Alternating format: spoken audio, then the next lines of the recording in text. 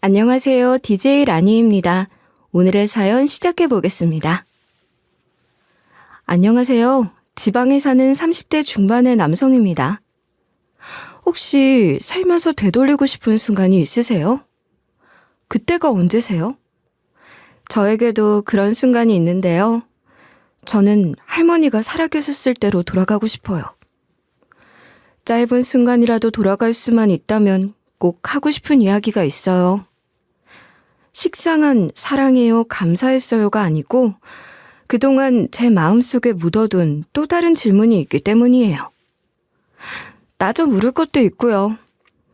저에겐 한없이 다정하고 착했던 할머니가 어떻게 그런 짓을 했는지, 왜 그래야만 했는지 꽁꽁 숨기고 있었던 또 다른 정체에 대해서 묻고 싶어요. 반전이 있는 저희 할머니 이야기 지금 해드릴게요. 저는 시대의 비운아예요. IMF라는 폭풍이 몰아치던 시절 저희 집도 그 직격탄을 정통으로 맞았어요. 당시 아버진 잘 나가던 사업가였는데요. 그 당시 저희는 제일 좋은 차를 타고 제일 비싼 아파트에 살았어요. 늘 친구들이 저를 부러워했을 정도로요. 나 너네 아빠 차 한 번만 태워줘라. 우리 아빠 차보다 훨씬 좋은 거라던데? 이 동네에선 너네 아빠 차가 제일 좋대. 나는 너네 집에 한 번 놀러 가고 싶어. 너 그 새로 나온 로봇 샀다며? 갖고 놀게 해주라. 그래, 아빠한테 한번 물어볼게. 우리 집에 초콜릿도 아주 많고 게임기도 2대나 있어. 우리 집에 오면 다 같이 게임하고 로봇도 갖고 놀자. 언제나 제일 좋은 건 저희 집에 다 있었고 어릴 적 저는 그게 당연한 줄로만 알았어요. 아버지는 늘 자신감 넘치셨고 어머니는 곁에서 저를 사랑으로 보살펴 주셨으니까요. 하지만 그 행복은 너무나도 짧았습니다. IMF 사태가 터지면서 아빠의 사업은 순식간에 나락으로 떨어졌고 하루아침에 큰 빚더미에 앉게 되었거든요. 한동안 집에 빚쟁이들이 들이닥치는 일이 일상이 되었고 집안은 날마다 싸늘한 긴장감이 감돌았어요. 결국 아버지는 감당하지 못할 무게를 견디다 못해 스스로 생을 마감하고 말았어요. 그런데 안타깝게도 그 모습을 발견한 사람은 엄마였어요. 너무나 충격적이었겠죠. 엄마는 그날 이후로 정신을 놓아버리셨고요. 방 안에 틀어박힌 채 말 한마디 하지 않고 때론 아빠를 찾으며 헛소리를 하기도 했어요. 그렇게 정신을 놓아버린 엄마는 끝내 저를 두고 아빠의 뒤를 따라가 버렸습니다. 그래서 저는 할머니 댁으로 가게 되었어요. 할머니도 그때는 아빠한테 용돈을 받으며 살고 계셨는데 이제는 아빠도 없고 할머니에겐 아빠 말고 다른 자식이 없거든요. 그래서 할머니는 저를 키우기 위해 다시 일을 하셔야 했어요. 할머니, 나 할머니 일하는 거 싫어. 그냥 내 옆에 있어라. 나 할머니 집만 오랜만에 와서 할머니랑 왕창 놀고 싶어. 이제 나 엄마도 아빠도 없잖아. 주원아, 할머니가 돈을 벌어야지 너 맛있는 것도 사주고 장난감도 사주지. 할머니가 돈을 많이 벌어야지 너를 잘 키울 수 있어. 여기 잠깐 있어봐. 할머니 잠깐 어디 좀 갔다 올게. 할머니도 한평생 가난하게 사셨어요. 아빠가 성공해서 용돈을 주기 전까진 식당 일을 하셨어요. 일 안 한 지도 몇 년밖에 안 돼요. 아빠가 주는 용돈으로만 생활하시면서 편하게 산 지 얼마 되지도 않았는데 저 때문에 다시 일하게 되신 거죠. 할머니는 예전에 일했던 국수집을 찾아가 보셨대요. 그곳에 다시 가서 일을 하려고요. 그런데요, 막상 찾아가 보니 그 국수집마저 IMF 여파로 문을 닫게 되었고요. 일하러 찾아간 할머니한테 국수집 주인은 가게를 싸게 넘기겠다고 할머니한테 사라고 했대요. 그 말을 듣고 돌아온 할머니가 아주 골똘히 고민을 하더라고요.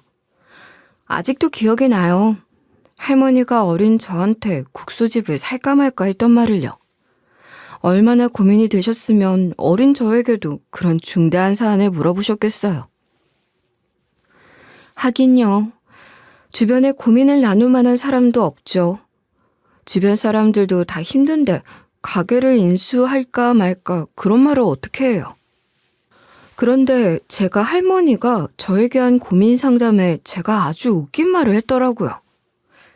지원아, 할머니가 좀 고민이 있어서 그러는데 국수집에 일하러 갔는데 사장님이 그 국수집을 할머니한테 판대.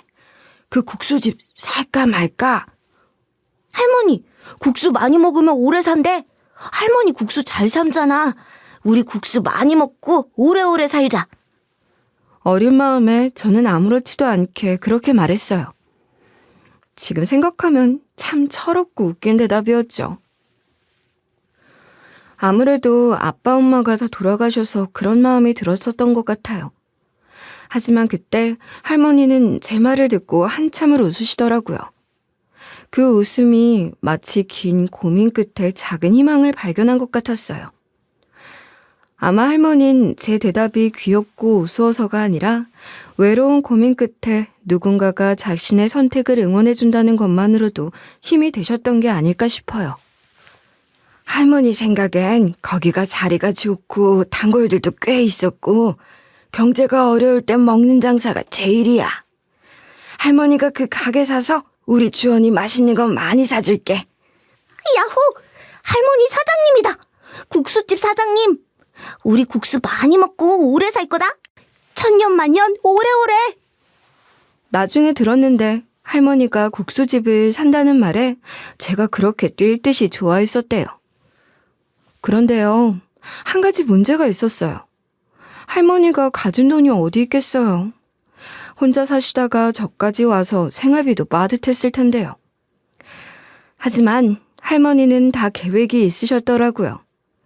다행히 알뜰하신 할머니는 그동안 아빠가 주시던 용돈 중 일부를 차곡차곡 모아놨고요. 그래도 가게 인수할 돈이 부족해서 할머니가 살고 있던 집을 팔아 작은 집으로 옮기고 그 돈으로 국수집을 인수해서 장사를 하게 되었어요. 할머니에겐 정말 최악의 상황이었을 거예요. 연세도 있으신 데다 사랑하는 아들과 며느리를 잃고 한순간에 손자까지 떠안게 되셨으니까요. 게다가 생활비를 벌기 위해 장사까지 시작해야 했으니 그 고단함은 이루 말할 수 없었을 겁니다. 어린 마음에도 그런 할머니가 안쓰럽고 걱정이 되었나 봐요. 할머니가 새벽부터 밤늦게까지 국수를 삶고 손님을 받느라 쉴 틈도 없이 바쁘게 사시는 모습을 보면서 제가 뭐라도 도와드리고 싶은데 할 수 있는 게 없어서 답답했던 기억이 나요. 그래서인지 저는 자주 할머니께 걱정된다는 말을 했어요. 할머니, 장사 안 하면 안 돼? 그냥 회사 가서 일하면 안 돼? 할머니 너무 힘들어 보여. 주원아, 이런 건 별거 아니야. 할머니가 걱정됐어? 너무 걱정하지 말고 너는 너 하고 싶은 대로 살아. 할머니는 배우지 못해서 힘들게 일하면서 살아왔어. 젊을 땐 식당일, 공장일, 공사장일까지 힘든 일들은 모두 다 해봤어. 이 정도 일은 껌이야. 힘들면 언제든지 나한테 말해. 내가 할머니 많이 도와줄게. 나도 무거운 거 잘 들고 요리 잘해. 할머니는 내가 지켜줄 거야. 애들은 일하는 거 아니야. 너는 저기 놀이터 가서 뛰어놀아. 친구들이랑 아이스크림 사 먹고 과자 사 먹고 재미있게 사는 게 어린이가 할 일이야. 할머니 걱정 그만하고 어서 가서 놀아. 그때 할머니는 저한테 힘든 티를 내지 않으려고 정말 애쓰셨어요. 아침 일찍부터 국수집에서 일하시고 저녁 늦게 돌아와서도 항상 밝게 웃으시며 저를 대하셨죠.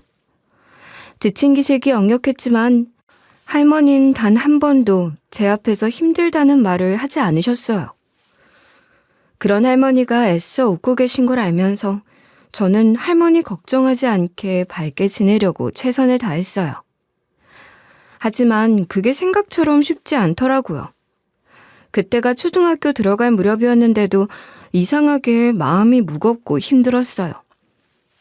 학교가 끝나면 놀이터에서 친구들이 모여서 시끌벅적하게 뛰어노는 모습이 보였지만 저는 그 속에 끼고 싶지 않았어요. 그냥 집에 가서 이불을 덮어쓰고 누워있고 싶었죠. 지금 생각해보면 그때의 저는 소아 우울증이 아니었을까 싶어요. 어린 마음에도 부모님을 잃고 모든 게 달라진 현실을 감당하기가 어려웠던 거죠. 그 시절 저는 웃고 싶어도 잘 웃어지지 않았는데 할머니를 위해서라도 씩씩하게 지내야 한다는 걸 알면서도 그게 마음처럼 되지 않아서 속상했던 기억이 아직도 생생합니다. 할머니가 하루 종일 힘든 일을 하시다가 혹시라도 몸이 상하거나 나빠지시진 않을까 하는 걱정이 머릿속에서 떠나지 않았거든요. 아버지와 어머니를 잃은 뒤였기에 할머니마저 제 곁을 떠나실까봐 두려운 마음이 컸어요. 하지만 그 걱정을 입 밖으로 꺼낼 수는 없었어요. 만약 제가 그런 말을 했다가 할머니가 더 힘들어지실까 봐요. 그래서 저는 늘 할머니 곁에 있으려고 했어요. 학교가 끝나면 곧장 국수집으로 달려갔고 할머니가 가게에서 일하는 동안 저는 구석에 조용히 앉아 있었어요. 손님이 많을 때는 물컵을 나르거나 테이블을 닦기도 했고 할머니가 주방에서 국수를 삶고 계실 때는 주방 문틈 사이로 슬쩍슬쩍 할머니 모습을 살피곤 했어요. 할머니가 혹시나 어지러워하시진 않을까, 칼을 쓰다가 다치시진 않을까 하는 어린 마음에 그런 걱정이 머릿속을 떠나지 않았던 것 같아요. 그렇게 할머니 곁에 있는 게 저 나름의 방법이었어요. 할머니가 무사히 하루를 마치고 집으로 돌아오는 걸 확인해야만 비로소 안심이 되었거든요. 어린 마음엔 그게 제가 할 수 있는 최선이었던 것 같아요. 할 일이 없을 땐 자연스럽게 책을 많이 보게 되었어요. 그럴 때마다 할머니는 저를 흐뭇하게 바라보셨죠. 우리 주원이 학교 다녀서 참 좋겠네. 공부할 수 있다는 게 얼마나 좋은 건지 넌 모를 거야. 할머니, 나 공부 재밌어. 나 책도 좋아하고 수학 시험에서도 항상 100점 맞잖아. 내가 내 짝꿍 공부도 다 알려줬어. 할머니가 어렸을 때 가장 부러웠던 사람이 누군지 알아?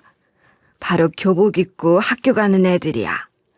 할머니는 돈이 없어서 학교를 제대로 못 다녔어. 학교 가는 게 그렇게 부럽고 배움이라는 게 소중한 거라는 걸 알아. 우리 주원이는 공부하고 싶을 때까지 하고 싶은 거 다 해야 해. 무슨 일이 있어도 할머니가 끝까지 시켜줄게. 그때는 그 말뜻을 몰랐어요. 공부를 하고 싶을 때까지 끝까지 시켜준다는 거요. 그게 할머니의 다짐이었다는 걸요. 국수집은 생각보다 잘 되었어요. 처음엔 할머니가 장사가 쉽지 않을 거라며 걱정을 많이 하셨지만 국수집 문을 연 지 얼마 지나지 않아 손님들이 하나둘 찾아오기 시작했어요. 할머니가 만든 국수는 정말 특별했거든요. 진하게 우러난 멸치 육수는 깊고 구수한 맛이 일품이었어요. 그냥 끓이기만 한 게 아니라 할머니만의 비법으로 멸치와 다시마를 오랫동안 우려내 진한 감칠맛이 배어 있었죠. 국물을 한 숟갈 떠먹으면 그 짭조름하고 구수한 맛이 입안 가득 퍼지면서 몸이 따뜻해지는 느낌이 들었어요. 그뿐만이 아니었어요. 국수 면도 그냥 시중에서 사다 쓰는 게 아니라 할머니가 직접 반죽해서 뽑아내셨죠. 손으로 정성껏 치댄 반죽 덕분에 면발이 쫄깃쫄깃하면서도 국물과 잘 어우러졌어요. 거기에 푸짐하게 얹어주시는 김가루와 고명은 기본이었고요. 하지만 진짜 대박은 할머니만의 비법 양념장이었어요. 맵지도 짜지도 않으면서 묘하게 입맛을 확 끌어당기는 그 양념장이야말로 국수의 맛을 완성하는 포인트였어요. 손님들은 국수 한 그릇을 비우고도 양념장 맛을 잊지 못해 따로 더 달라고 할 정도였죠. 양도 푸짐했어요. 국수 한 그릇이 세숫대야만 했거든요. 그런데요, 더 대박인 건 양에 비해 가격이 엄청 착하다는 거예요. 아니, 할머니, 이렇게 많이 주고 이 가격이면 남는 게 있어요? 이거 손해보는 장사 아닌가요? 경기도 어려운데 배고프면 다 서러운 법이잖아요. 배고픈 사람들 돈 걱정 안 하고 부담 없이 든든하게 먹을 수 있었으면 좋겠어서 이렇게 팔고 있어요. 국수가 일이 많아 보여도 배가 금방 꺼져요. 이 정도는 먹어야 다음 끼니 때까지 안 배고프지. 어서들 들어요. 할머니는 경기가 어렵다며 일부러 국수 가격을 남들보다 더 싸게 책정하셨거든요. 싼 가격에 맛도 좋고 양도 많다 보니 입소문이 나기 시작했죠. 처음엔 동네 주민들만 오다가 점점 여기 국수 잘한다 하더라 하는 소문을 듣고 일부러 찾아오는 손님들이 늘어났어요. 가게가 바쁠 땐 손님들이 문 밖까지 줄을 설 때도 있었고요. 쉴 새 없이 움직여도 손이 모자르니 결국 사람도 쓰게 되었어요. 할머니는 힘들어도 기쁘신지 국수를 삶는 내내 얼굴에 미소를 지으셨죠. 저는 그런 할머니의 모습을 보면서 얼마나 뿌듯하고 기뻤는지 몰라요. 그리고 아시죠? 그 시절은 지금처럼 카드 안 쓰던 거려. 모두 현금을 내던 시절이었잖아요. 그래서인지 저는 어릴 때 진심으로 이 세상의 모든 지폐들이 다 할머니 가게로 들어오는 줄 알았어요. 하루는 가게 한쪽에 놓인 커다란 돈통을 보게 되었는데 그게 얼마나 컸냐면 제 키만큼은 아니어도 마치 항아리만한 크기였어요. 할머니는 장사가 끝나면 늘 그 돈통을 열어 마감을 하셨는데요. 제가 그 장면을 처음 본 날 정말 놀라서 눈이 휘둥그레졌어요. 할머니가 돈통 뚜껑을 열자마자 구겨진 1,000원짜리, 5,000원짜리, 10,000원짜리 지폐들이 우수수 쏟아졌거든요. 마치 종이 홍수가 난 것처럼 지폐가 가득 쌓였어요. 할머니, 혹시 세상에는 돈들이 얼마나 많이 있어? 혹시 여기로 다 모인 건 아니지? 그랬으면 이 할미가 여기 있을까? 미국에 가 있겠지. 오늘도 많이 벌었다. 있다. 내일 학교 끝나고 친구들이랑 아이스크림 사 먹어. 저는 그때 저희 할머니가 엄청난 부자라는 걸 실감했어요. 할머니가 돈을 세실 때면 두 손으로 돈을 쓸어 담아야 할 정도였고 돈 세다가 잠을 못 잘 정도로 많았으니까요. 이 정도면 부자 아닌가요? 동네 사람들도 우리 할머니가 얼마나 돈이 많은지 궁금해하며 여기저기서 떠들어대곤 했어요. 하루 매출이 이 정도면 월에 수천은 버는 거 아니야? 연으로 따지면 수억은 버는 건데? 그러게 말이야. 맨날 가게에 손님이 저렇게 바글바글한데 그렇게 계산하면 수천만 원은 우습겠어. 세상에, 저 할머니 얼마나 부자인 거야? 야, 주연아, 너네 할머니 돈 엄청 많지? 저는 잘 몰라요. 할머니가 그런 얘기를 안 하세요. 그런데 돈을 진짜 많이 벌긴 해요. 맞아. 가게에서 돈 쓸어 담는다는 소문이 있잖아. 주연이 너는 좋겠다. 너희 할머니가 나중에 한몫 크게 남겨주실 거 아니야. 나도 저런 든든한 할머니 있으면 좋겠다. 아이, 내가 국수집 낼걸. 그랬다면 내가 부자가 됐을 텐데. 동네 사람들도 우리 할머니 재산에 대해 이런저런 추측을 하다 보니 저도 어느 순간부터 우리 집이 정말 다시 부자가 된 줄 알았어요. 할머니가 커다란 돈통에서 두 손으로 돈을 쓸어 담는 모습을 제가 직접 봤으니까요. 하지만 이상하게 생활은 여전히 검소했어요. 할머니는 절대 돈을 함부로 쓰지 않으셨어요. 새 옷을 사는 일은 거의 없었고 할머니는 늘 해진 옷을 기어 입으셨죠. 저는 그런 할머니를 보면서 속으로 궁금했어요. 돈이 그렇게 많은데 왜 이렇게 아껴 쓰시지 했거든요. 할머니, 돈통에서 10,000원짜리 하나 빼서 할머니 옷을 좀 사 입어. 빵꾸난 옷 좀 그만 꼬매고 양말도 좀 사 신고 돈 많이 벌어서 어디에 쓰게?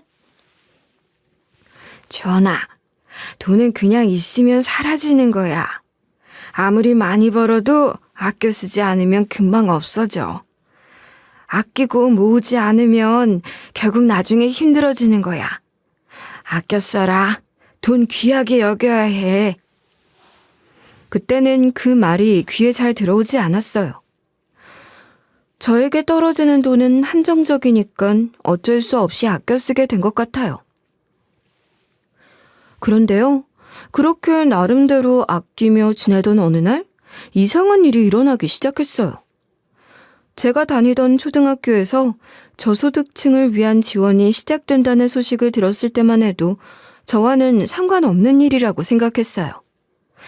저녁 도시락과 생활 필수품 등을 지원해주는 사업이 시작됐는데 그걸 받는 아이들은 형편이 정말 어려운 친구들이라고 생각했거든요. 그런데 어느 날 선생님이 제 이름을 부르시더니 이름을 적고 가져가래요. 선생님, 저 저소득층 아닌데요? 저희 할머니 돈 잘 벌고 계세요. 저 맞아요? 저 아닐 텐데요? 너 맞아. 너 가져가라고 명단에 적혀 있어. 일단 가져가고 할머니한테 잘 전달해드려라. 수차례 저는 저소득층이 아니라고 했는데도 불구하고 들고 가라고 하시더라고요. 그 당시에 IMF로 망한 집 애들이 많아서 이런 물품 가져가는 애들이 많았기 때문에 별다른 생각 안 했는데 어느 날 친구가 저한테 이런 말을 하더라고요. 야, 솔직히 너는 이런 거 가져가면 안 되는 거 아니냐? 너네는 좀 살잖아. 너같이 잘 사는 애가 지원금 다 받아서 정작 필요한 애들이 못 받는 거 아니냐? 그게 나도 잘 모르겠어. 나도 아닌 것 같아서 몇 번 말했는데 선생님은 내가 가져가는 게 맞대. 그래서 가져가는 거야. 아니 진짜 이상하잖아. 너네 국수집 장사 잘 된다면서. 동네 사람들도 너네 집 돈 엄청 번다고 소문 다 났던데. 너 한 명이 그냥 가져감으로써 정작 지원이 필요한 애가 받지 못하는 경우가 생기니까 그렇지. 우리 반에 밥 굶고 다니는 애들 엄청 많아. 친구의 말에 저는 너무 혼란스러웠어요. 그 말이 맞는 것 같기도 했고 아닌 것 같기도 했어요. 저도 지원을 받는 게 이상하다고 생각했으니까요. 그날 저는 집에 돌아가는 길에 마음이 너무 불편해서 선생님께 다시 찾아갔어요. 선생님, 저 진짜 이런 거 받아가도 되는지 모르겠어요. 친구들이 제가 이런 거 받아가는 거 이상하다고 했어요. 저희 집 어렵게 살진 않는 것 같아서요. 선생님은 잠시 머뭇거리시다가 제게 조용히 말씀하셨어요. 너희 할머니가 그러라고 당부하고 가셨어. 그러니까 가져가. 가져가서 꼭 보여드리고. 그 말을 듣는 순간 이상하게 마음이 먹먹해졌어요. 왜 할머니가 그런 부탁을 하셨을까 하는 생각이 머릿속을 떠나지 않았어요.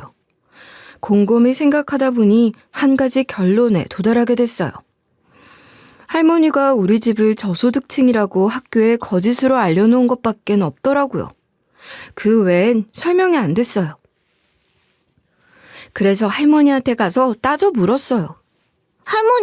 할머니가 학교에다가 우리 집이 저소득층이라고 거짓말했지. 맞지?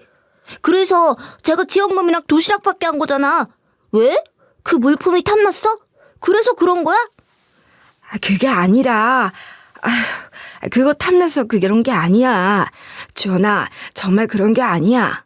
할머니가 그거 욕심나서 일부러 그런 건 아니야. 그거 받아오는 게 그렇게 싫었어? 그렇게 창피했어?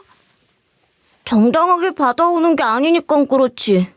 이것들 받아올 때마다 애들이 날 얼마나 의심하면서 쳐다봤는데. 세상에, 그런 일이 있었구나. 알았어. 할머니가 내일 학교에 전화해서 이제부터 주지 말라고 할게. 할머니가 그게 탐나서 그런 게 아니라 이유는 나중에 말해줄게. 지금은 말 못해. 그 다음날 할머니는 바로 학교에 전화하셨어요. 그리고 그날부터 지원품을 가져가는 일은 뚝 끊겼죠. 하지만 문제는 그 후였어요. 학교에선 이미 제가 저소득층 지원을 받다가 갑자기 중단한 걸 알게 되었고 친구들 사이에선 거짓말로 저소득층 행세하다가 걸리네라는 소문이 퍼졌어요. 너 그동안 거짓말한 거였지? 너 저소득층이라고 해서 급식비랑 도시락이랑 물품 지원받은 거 그거 다 거짓말이었다며? 그래서 걸려서 이제 못 받는 거잖아. 맞지? 진짜 어이없다. 야, 주원아. 너네 할머니 국수집에서 하루 종일 사람들 줄 서서 먹는 거 다 알거든? 그 정도면 완전 돈 많이 버는 거 아니냐? 너네가 그런 지원까지 받을 정도면 우리 집은 아예 망했어야 하겠네. 친구들은 대놓고 수군거렸고 몇몇 애들은 멀어지기도 했어요. 정말 괴로웠어요.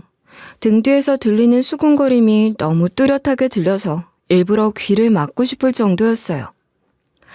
무엇보다 속상했던 건 할머니에 대한 마음이었어요. 할머니가 정직하지 못하고 이런 것까지 탐을 내서 가져오게 하셨다는 생각에 정말 원망스러웠어요. 여러 생각들이 뒤엉키면서 마음이 점점 더 복잡해졌어요. 솔직히 저소득층이라는 타이틀이 기분 좋은 건 아니잖아요. 그런 타이틀을 가지게 해서 사람들 입에 오르내리게 만든 할머니가 원망스러웠어요. 괜히 쓸데없는 일에 제 이름이 오르내리고 친구들이 저를 이상하게 보는 것도 너무 화가 났어요. 할머니를 이해하고 싶은 마음과 원망하는 마음이 뒤섞여서 그날 밤 저는 잠을 이루지 못했어요. 게다가 중학생 땐 할머니가 또 다른 가게를 사서 새를 놓으신 일이 있었어요. 처음엔 별일 없는 것처럼 보였지만 시간이 지날수록 이상한 일들이 생기기 시작했어요. 어느 날은 한 가게 주인이 할머니를 찾아와서 얼굴을 붉히며 소리를 지르는 걸 목격했어요. 아니 할머니, 이거 너무한 거 아닙니까? 이만큼이나 세를 올리시면 우리 보고 나가라는 거예요? 뭐예요? 그러니까 열심히 벌어서 가져와. 내 가게 내 마음대로 못해? 그렇게 억울하면 열심히 벌어서 가게 도로 사던지. 가게 주인의 목소리는 화가 잔뜩 섞여 있었고 할머니도 지지 않고 대응하셨어요. 그런데요, 이런 일들이 한 번만 있었던 게 아니었어요. 시간이 지나면서 몇 번이나 비슷한 광경을 보게 됐어요. 그 집 가게 주인이 화난 얼굴로 할머니를 몇 번이나 찾아오고 말다툼이 오가는 모습들이 점점 익숙해지더라고요. 그 모습을 볼 때마다 마음이 불편했어요. 점차 사람들 사이에서 우리 할머니에 대한 소문이 좋지 않게 퍼지는 게 느껴졌어요. 저희 할머니가 점점 갈수록 욕심이 많아진다며 심술 많은 노인네라는 단어를 제일 많이 들었던 것 같아요. 그런 말들이 귓가에 들릴 때마다 점점 더 속상해졌어요. 우리 할머니가 그런 사람인 걸까 싶었어요. 가끔은 친구들이 뒤에서 우리 할머니 얘기를 할 때면 고개를 푹 숙이게 되기도 했어요. 그때까지도 저에게는 한없이 다정하고 따뜻하신 할머니였거든요. 점점 평판이 나빠지는 모습이 자꾸 겹쳐 보이면서 마음이 더 복잡해졌습니다. 그런데 그 정도 일은 약과였어요. 제가 고등학교 때였어요. 어느 날 저녁 평소라면 집에 들어와 계셔야 할 시간이었는데 할머니가 오시지 않았어요. 걱정이 된 전 국수집으로 가보기로 했어요. 가게 문은 닫혀 있었지만 안에서 소리가 들렸어요. 가게 안에 불이 켜져 있고 창문 너머로 낯선 남자들이 보였어요. 정장을 말끔하게 차려입은 젊은 남자들이었어요. 평소 손님들과는 전혀 다른 분위기였죠. 가까이 다가가 창가에 귀를 기울였어요. 몰래 엿듣는 거라 잘은 들리지 않았지만 대화 중에 몇몇 단어가 뚜렷하게 들려왔어요. 돈이라는 단어가 제일 많이 나왔고요. 빨리 해치워버려라. 돈은 무슨 짓을 해서라도 할당 금액은 채워야 한다는 무시무시한 이야기들이 나왔어요. 그런데 그때였어요. 마침 근처에서 가게를 하던 한 가게 주인이 급한 듯이 허겁지겁 할머니 가게로 뛰어들어갔어요. 저는 깜짝 놀라 얼른 몸을 숨겼고 몰래 지켜보았어요. 그런데 그 가게 주인은 들어오자마자 할머니 앞에 무릎을 꿇더라고요. 할머니, 제발 한 번만 봐주세요. 저 진짜 돈이 없어요. 할머니가 저 때려 죽여도 할 말 없습니다. 하지만 지금은 정말 한 푼도 없습니다. 제발 사정 한 번만 봐주세요. 제발요. 돈 없으면 어떻게 하려고? 여기가 어디라고 무릎을 꿇어? 너 내가 매운맛 보여준다고 했지? 오늘 한번 보여줄까? 제 딸 이번에 대학교 4학년인데 한 학기만이라도 마치게 해주시면 안 될까요? 제발 할머니, 저희 딸 이제 다 왔다고요. 한 번만 봐주세요.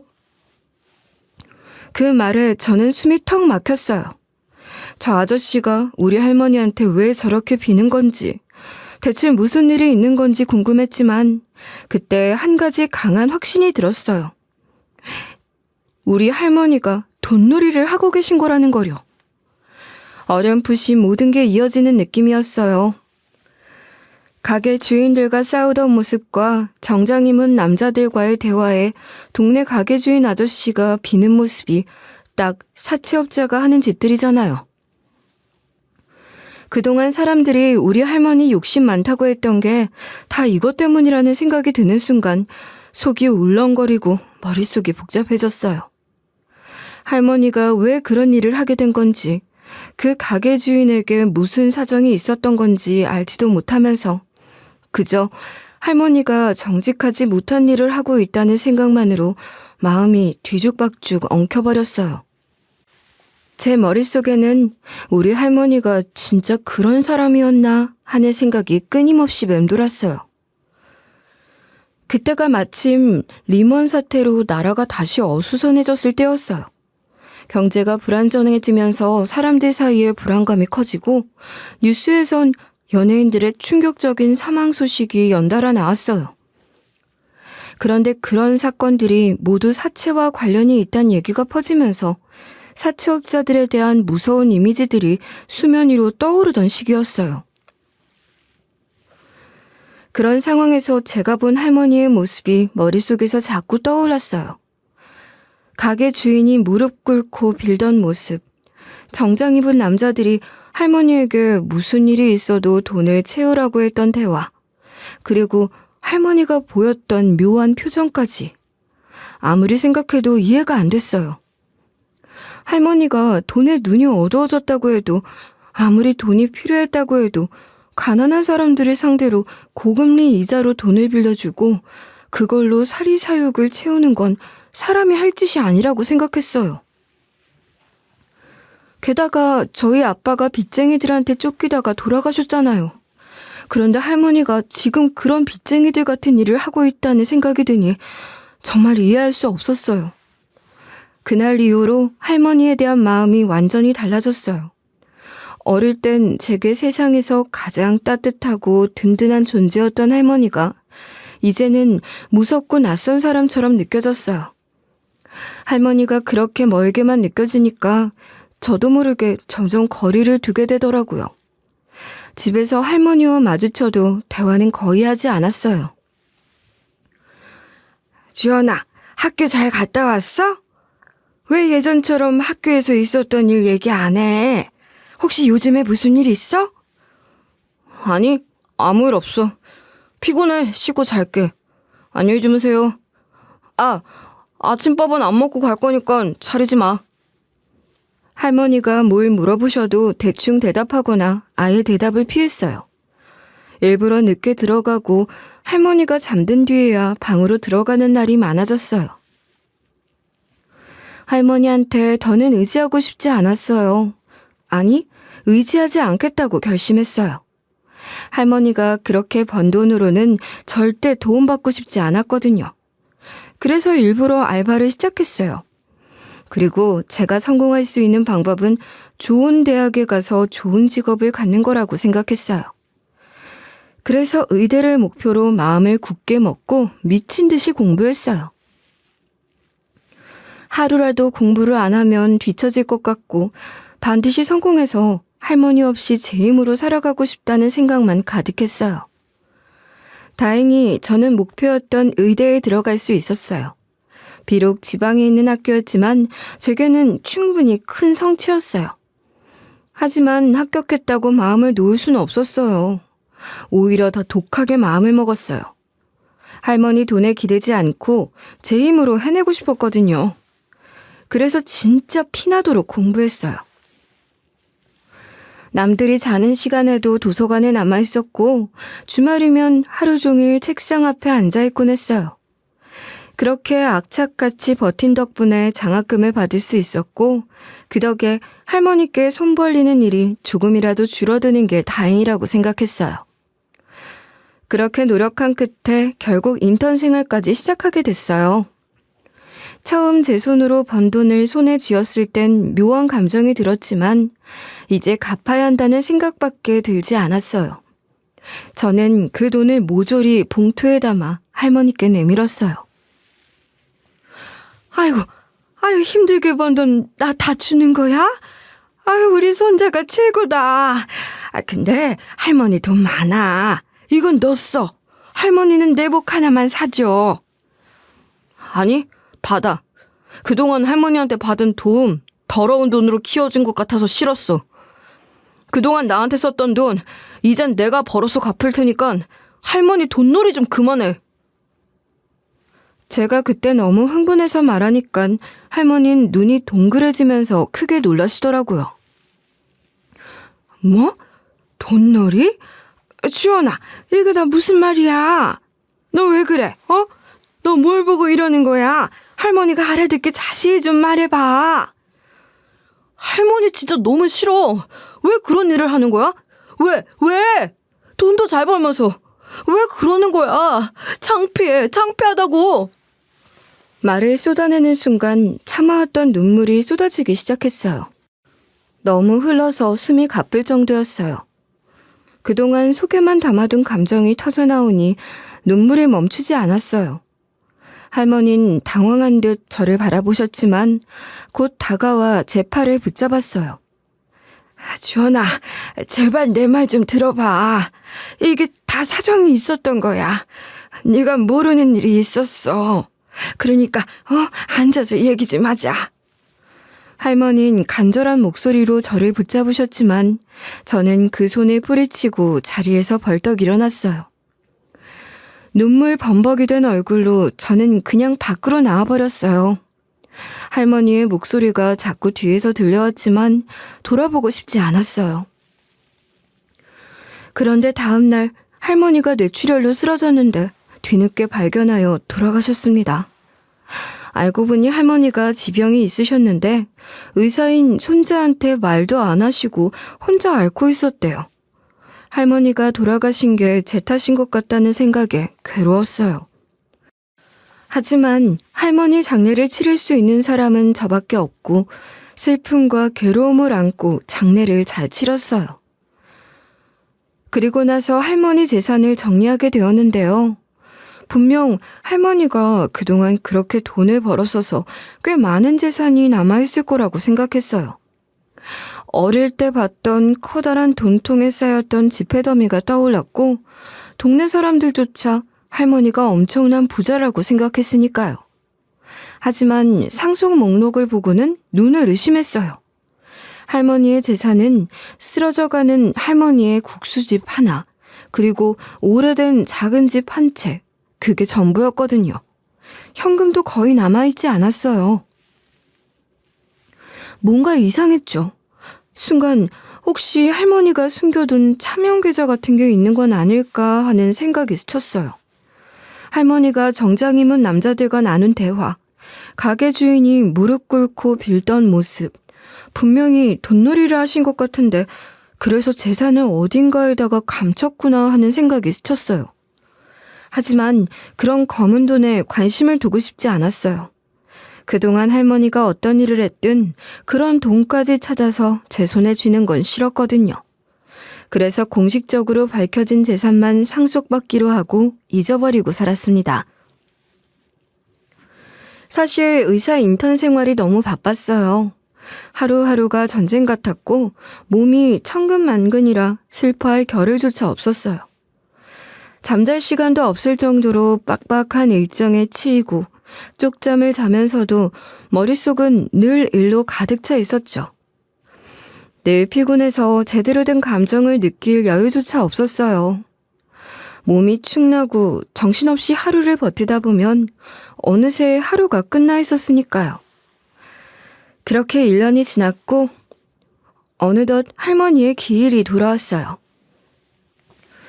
그날 아침 달력을 보면서 잊고 살던 할머니 생각이 났어요.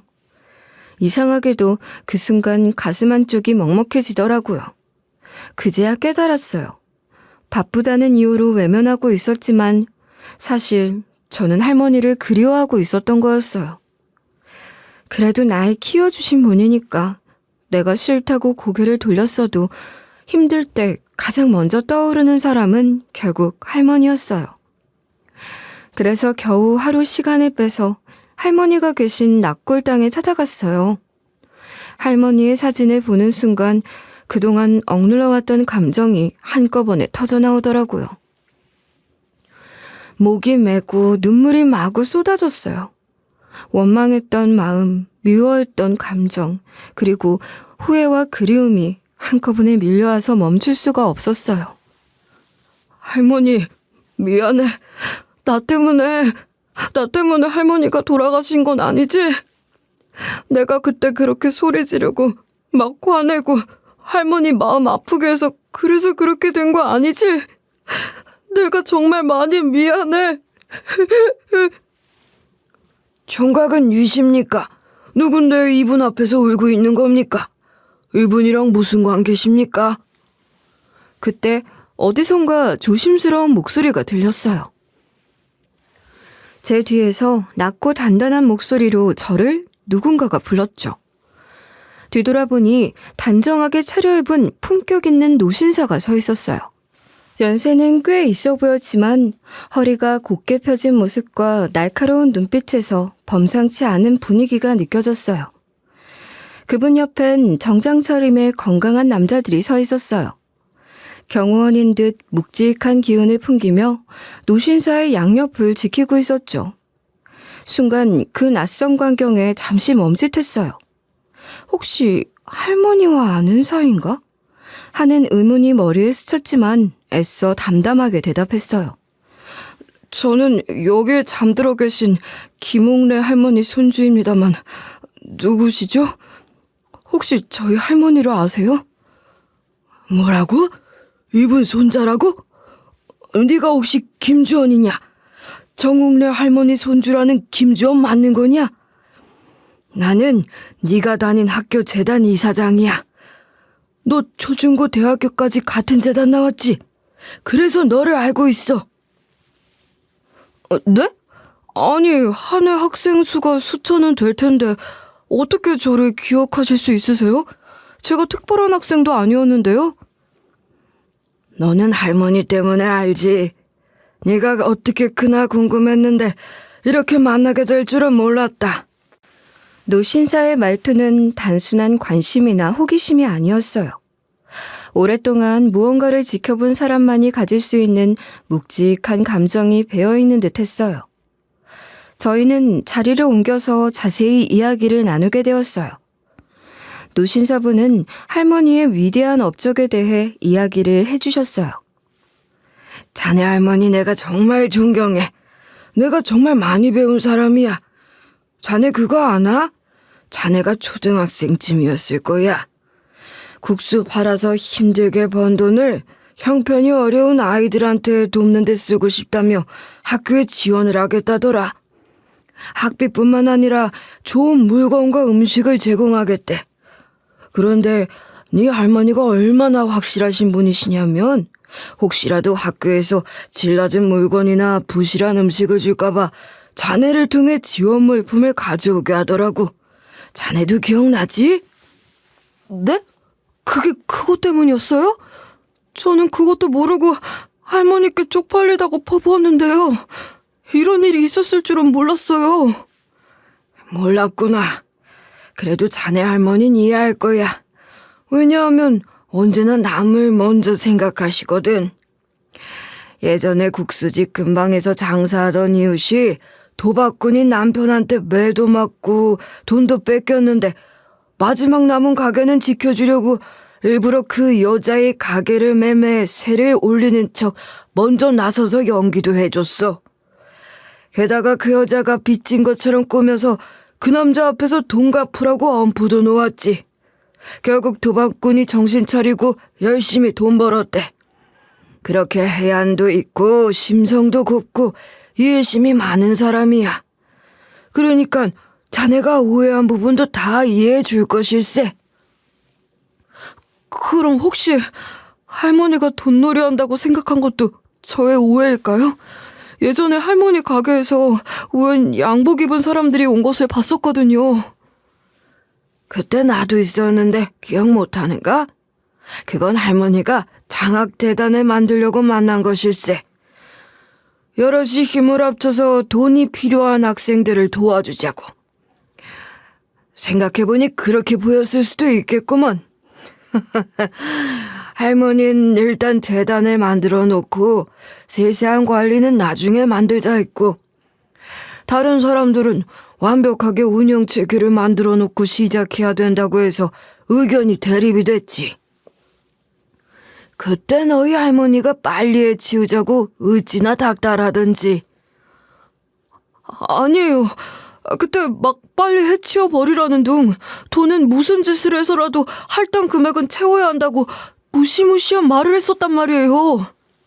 그때 재단 설립을 고민하는 사람에게 다달이 할당된 돈은 무조건 입금시키란 말을 그렇게 들었구먼.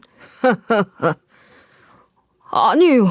그날 주변 상인이 뛰쳐들어와서 자기 딸 있다고 한 번만 봐달라고 무릎 꿇고 얼마나 빌던데요. 그건 그 상인이 자기 딸 등록금 낼 돈을 빌려달라고 하는 거였네. 할머니가 돈이 많으니까 돈 빌리러 온 거지. 그런데 할머니가 그 자리에서 바로 등록금을 주더라. 자격증도 안 쓰고. 네 할머니가 등록금이라면 정신이 헷가닥 돌아. 돈 없어서 못 배웠거든. 그게 한 해로 남은 거야. 그래서 등록금이라면 앞뒤 재지도 않고 바로 주지. 동네에서 얼마나 평판이 좋았으면 그런 사람들이 와서 도와달라고 해. 저는 그 말을 듣고 부끄러운 제 자신에게 눈물이 나왔어요. 제가 할머니를 많이 잘못 생각했었어요. 펑펑 우는 저는 그 노신사분께 제가 그동안 느껴온 감정들에 대해 다 이야기를 했어요. 제가 너무 부끄러워요. 그런 할머니를 어떻게 그런 식으로 오해했는지 할머니께 너무 죄송스러워요. 오늘 내가 여기에 온 이유가 이건가 보네. 자네 할머니가 어제 꿈에 나와서 와본 건데 이렇게 손자한테 다 얘기를 해달라고 날 부른 것 같아. 모든 일엔 다 그 이유가 있는 거지. 자네 탓이 아니야. 할머니도 자네한테 그동안의 계획을 말했으면 이런 오해는 없었겠지. 게다가 더 충격적인 건 그 노신사와 할머니가 친구였고요. 같은 고향, 같은 동네 출신인데요. 누구는 이렇게 이사장직 맡으며 잘 살고 누구는 낮은 곳에서 힘들게 사는 게 다 배움의 차이라 생각하신대요. 노신사분의 기억 속에 저희 할머니는 초등학생 때 언제나 뭐든 잘하는 소녀였다고 해요. 성적도 늘 우수했고 친구들에게도 친절하며 언제나 밝은 미소를 잃지 않는 아이였다고 하더라고요. 노신사분은 그 시절 할머니와 단짝 친구였대요. 할머니는 공부도 잘하고 성격도 좋아서 노신사분이 어려운 문제로 고민할 때마다 먼저 다가와 도와주곤 했다고 해요. 함께 책을 읽으며 토론도 하고 어려운 내용을 이해하기 쉽게 알려주는 일에도 능했대요. 게다가 할머니는 심성까지 고와서 친구들이 잘못된 길로 빠지지 않도록 늘 바른 길로 인도하는 든든한 짝꿍이었다고 합니다. 하지만 중학생이 된 이후부터는 할머니를 볼 수 없었다고 해요. 알고 보니 저희 할머니는 집안 사정이 어려워 중학생 때부터 학교를 그만두고 돈을 벌어야 했기 때문이었대요. 그래도 같은 동네에 살아서 계속 만나왔는데 할머니가 자신을 얼마나 부러워했는지 다 알고 있었다고 합니다. 그때부터 열심히 배우려는 사람한테는 기회를 줘야 하는 것 아니냐고 할머니가 그랬대요. 정말 당차시죠. 그래서 그 뜻을 다 이뤄주고 싶은데 그러지 못한 게 자기도 한이 되었다고 해요. 그리고 제가 열심히 공부해서 장학금 타고 학교 다녔잖아요. 결국 그 장학금도 할머니가 준 거였어요. 전 할머니 없었으면 아무것도 아닌 거였는데 시건방을 떨었던 거죠. 할머니가 돌아가신 후 시간이 지날수록 저는 할머니가 생전에 이루고 싶어 하셨던 장학재단을 꼭 이뤄드리고 싶다는 마음이 강하게 들었어요. 할머니가 자신보다 남을 돕는 일에 얼마나 진심이셨는지 알게 된 후 그 뜻을 이어가야 한다는 책임감이 들었거든요. 그래서 할머니와 함께 장학재단을 꿈꾸셨던 분들을 한 명씩 만나기 시작했어요. 그분들은 모두 각자의 방식으로 기부를 실천하고 계셨는데 그중엔 사업으로 큰 돈을 번 사람도 있었지만 저처럼 평범한 월급쟁이인 분들도 많았어요.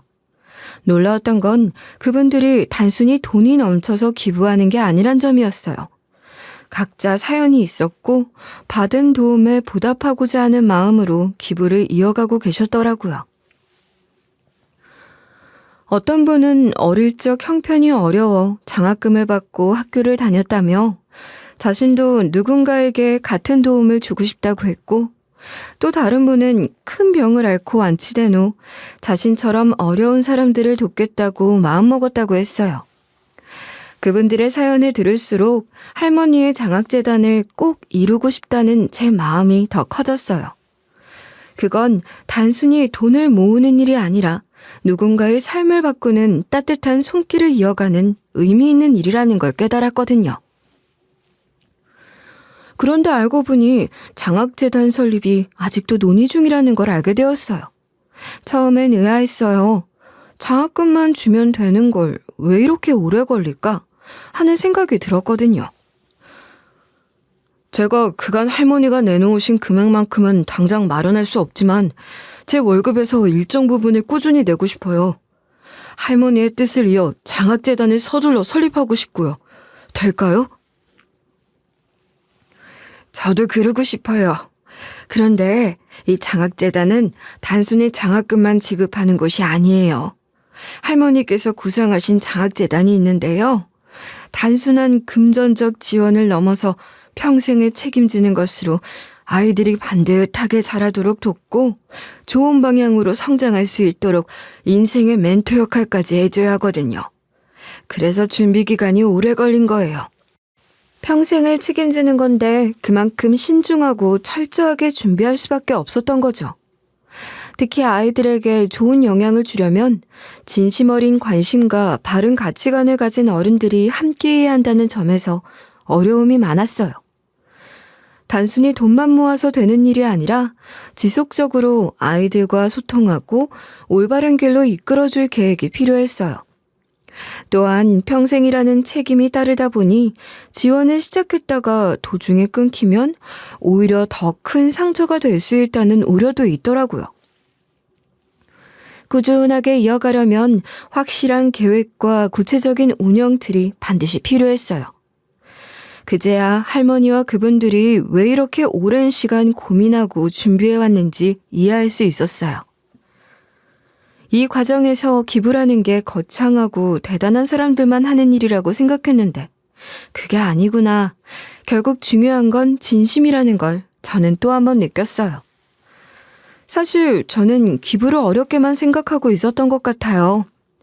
하지만 할머니와 그분들을 보며 조금만 관심을 가지면 충분히 남을 도울 수 있다는 걸 깨달았어요. 남을 돕는 건 큰 돈을 내야만 가능한 일이 아니라 작은 정성과 꾸준한 관심에서 시작된다는 걸 그분들을 통해 배웠거든요. 지금 저는 병원에서 열심히 배우며 일하고 있어요. 인턴을 거쳐 이제는 레지던트로 전문의를 준비 중이에요. 바쁘고 힘든 나날이지만 이 길이 제가 선택한 길이기에 묵묵히 걸어가고 있어요. 병원에서 일하다 보면 아픈 몸을 이끌고도 포기하지 않고 공부하려는 아이들을 종종 만나요.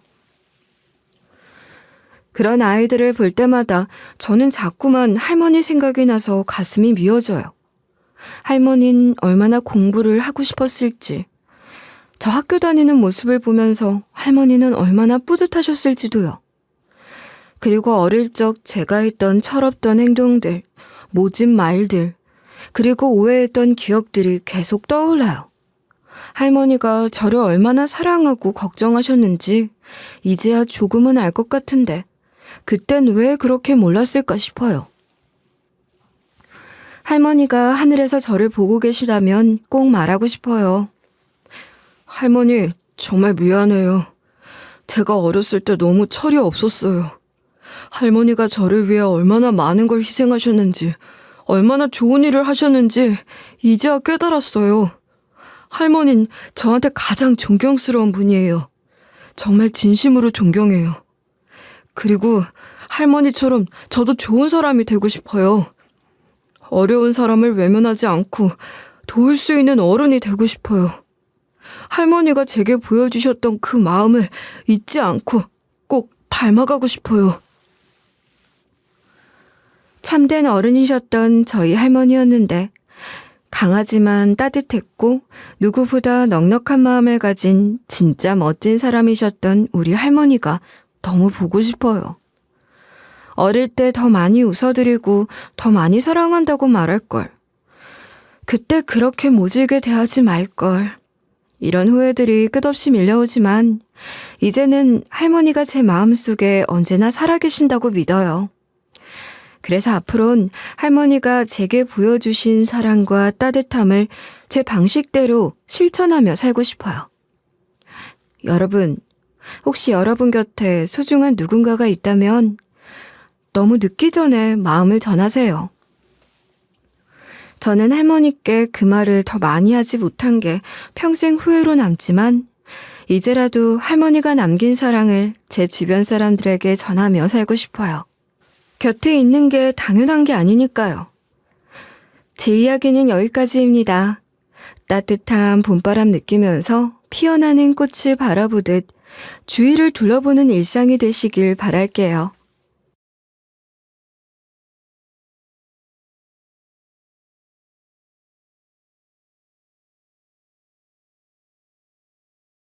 안녕하세요.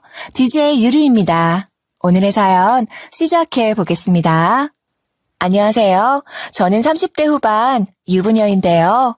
고졸이지만 회계사 일을 하는 남편과 결혼했어요. 연애는 몰라도 결혼은 비슷한 사람끼리 하는 법인데 어쩌다 고졸이 전문직을 만나게 됐나 궁금하실 거예요.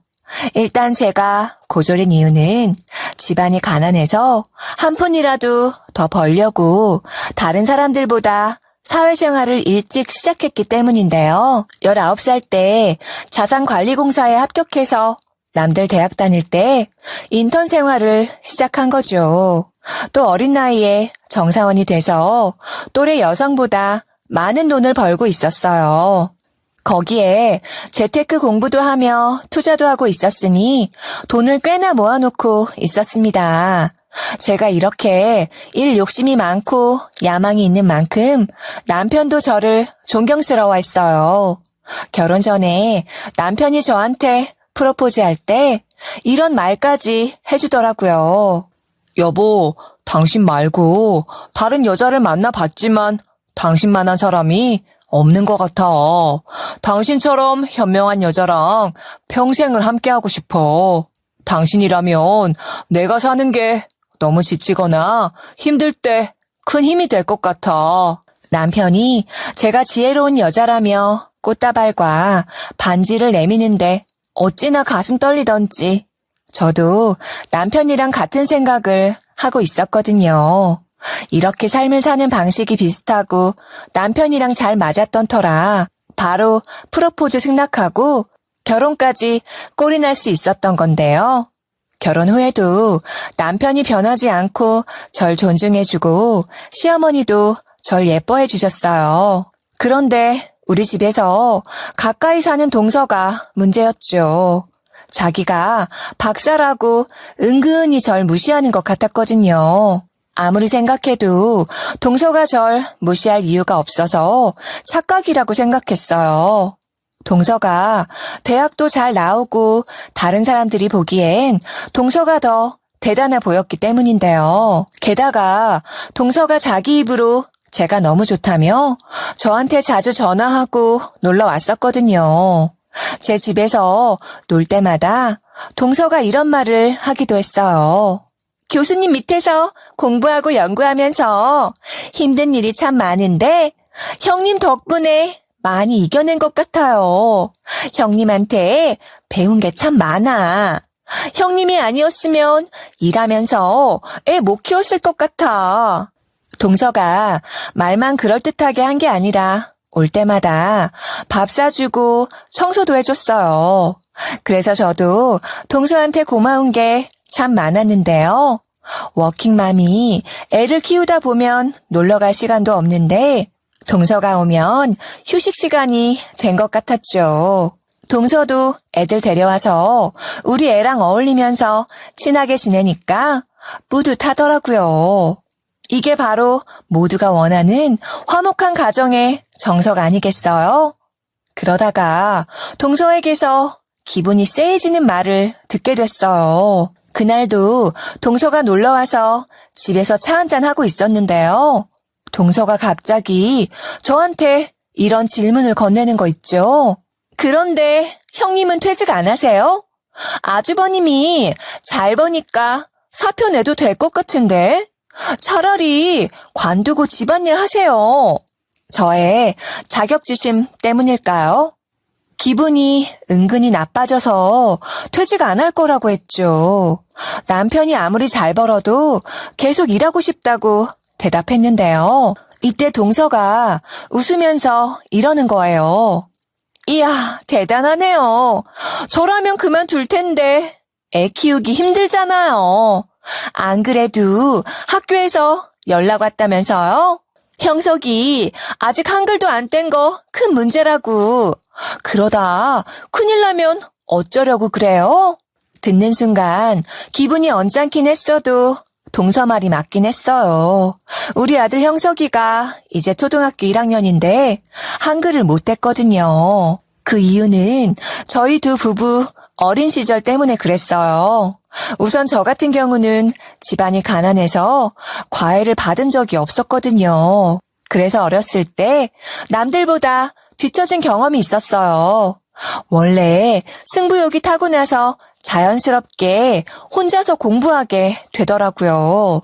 반대로 저희 남편은 어렸을 때 엄청 강요받았다고 해요.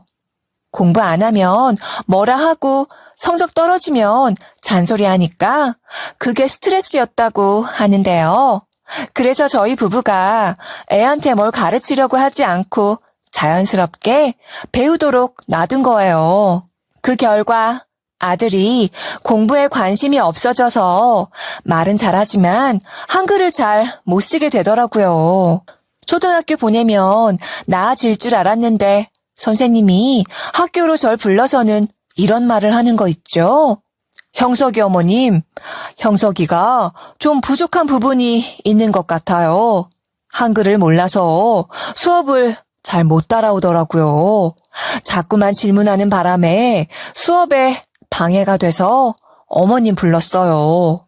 혹시 따로 한글 교육시키는 게 있으실까요? 저는 따로 교육시키는 게 없다고 했어요.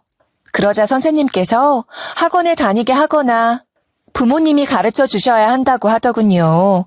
저는 염치 없지만 학교에서 받는 방과 후 수업 같은 건 없냐고 물어봤어요. 그랬더니 도움반 애들이 듣는 수업을 얘기해 주시더라고요. 도움반이면 일반 학교 내에 있는 특수반 말하는 거잖아요. 거의 우리 아들을 특수반 아이처럼 말해서 당황스러웠어요. 제가 그 기분을 그대로 드러내니 선생님께서 이리 대꾸하셨죠. 기분 나쁘셨으면 죄송해요. 제가 생각해도 옛날이랑 많이 달라졌더라고요. 어머님도 요즘 애들 사교육 수준 아시잖아요. 저도 가끔 무서울 정도로 너무 빨라서 걱정되는 마음에 드리는 말씀이에요. 선생님 말이 맞아요. 요즘 애들이 오죽 빨라요. 영어 유치원 다니면서 벌써부터 영어로 자기소개하는 애들인데 한글을 못 대다니. 선생님이 신경 좀 쓰셔야 한다 조언해 주신 거 생각해보니 동서가 틀린 말을 하는 것도 아니었어요. 그래서 동서한테 화내려다가 금방 이성을 되찾았어요. 마냥 기분 나빠할 만한 일은 아닌 것 같아서 그날 자연스럽게 동서에게 물어본 거죠. 그러게 내가 가르친다고 가르치는데 형석이가 관심이 너무 없네. 차라리 학습지를 끊을까? 동서 생각은 어때? 이런 식으로 아이 교육 상담을 하며 넘겼었는데요. 저는 아무것도 모르고 동서가 해준 조언대로 아이 학습지 회사를 검색해봤어요. 그중에 한 군데에 전화해서 학습지까지 끊어버렸네요. 근데 그러면 안 되는 거였어요. 지금 생각해보니 동서가 절 건드려도 되는 인간인지 시험해 본 것 같더라고요. 초장부터 동서 기강을 제대로 잡아야 했는데 제가 아니랬죠. 부드럽게 동서 말을 받아줬다가 일이 터진 거예요. 평소처럼 일하고 있는데 아들 담임 선생님한테 전화가 왔어요. 형식이가 여자인 친구한테 심각한 장난을 쳤다는 거예요. 제가 그게 무슨 말이냐 했더니 시간 되시면 학교로 오라는 거 있죠?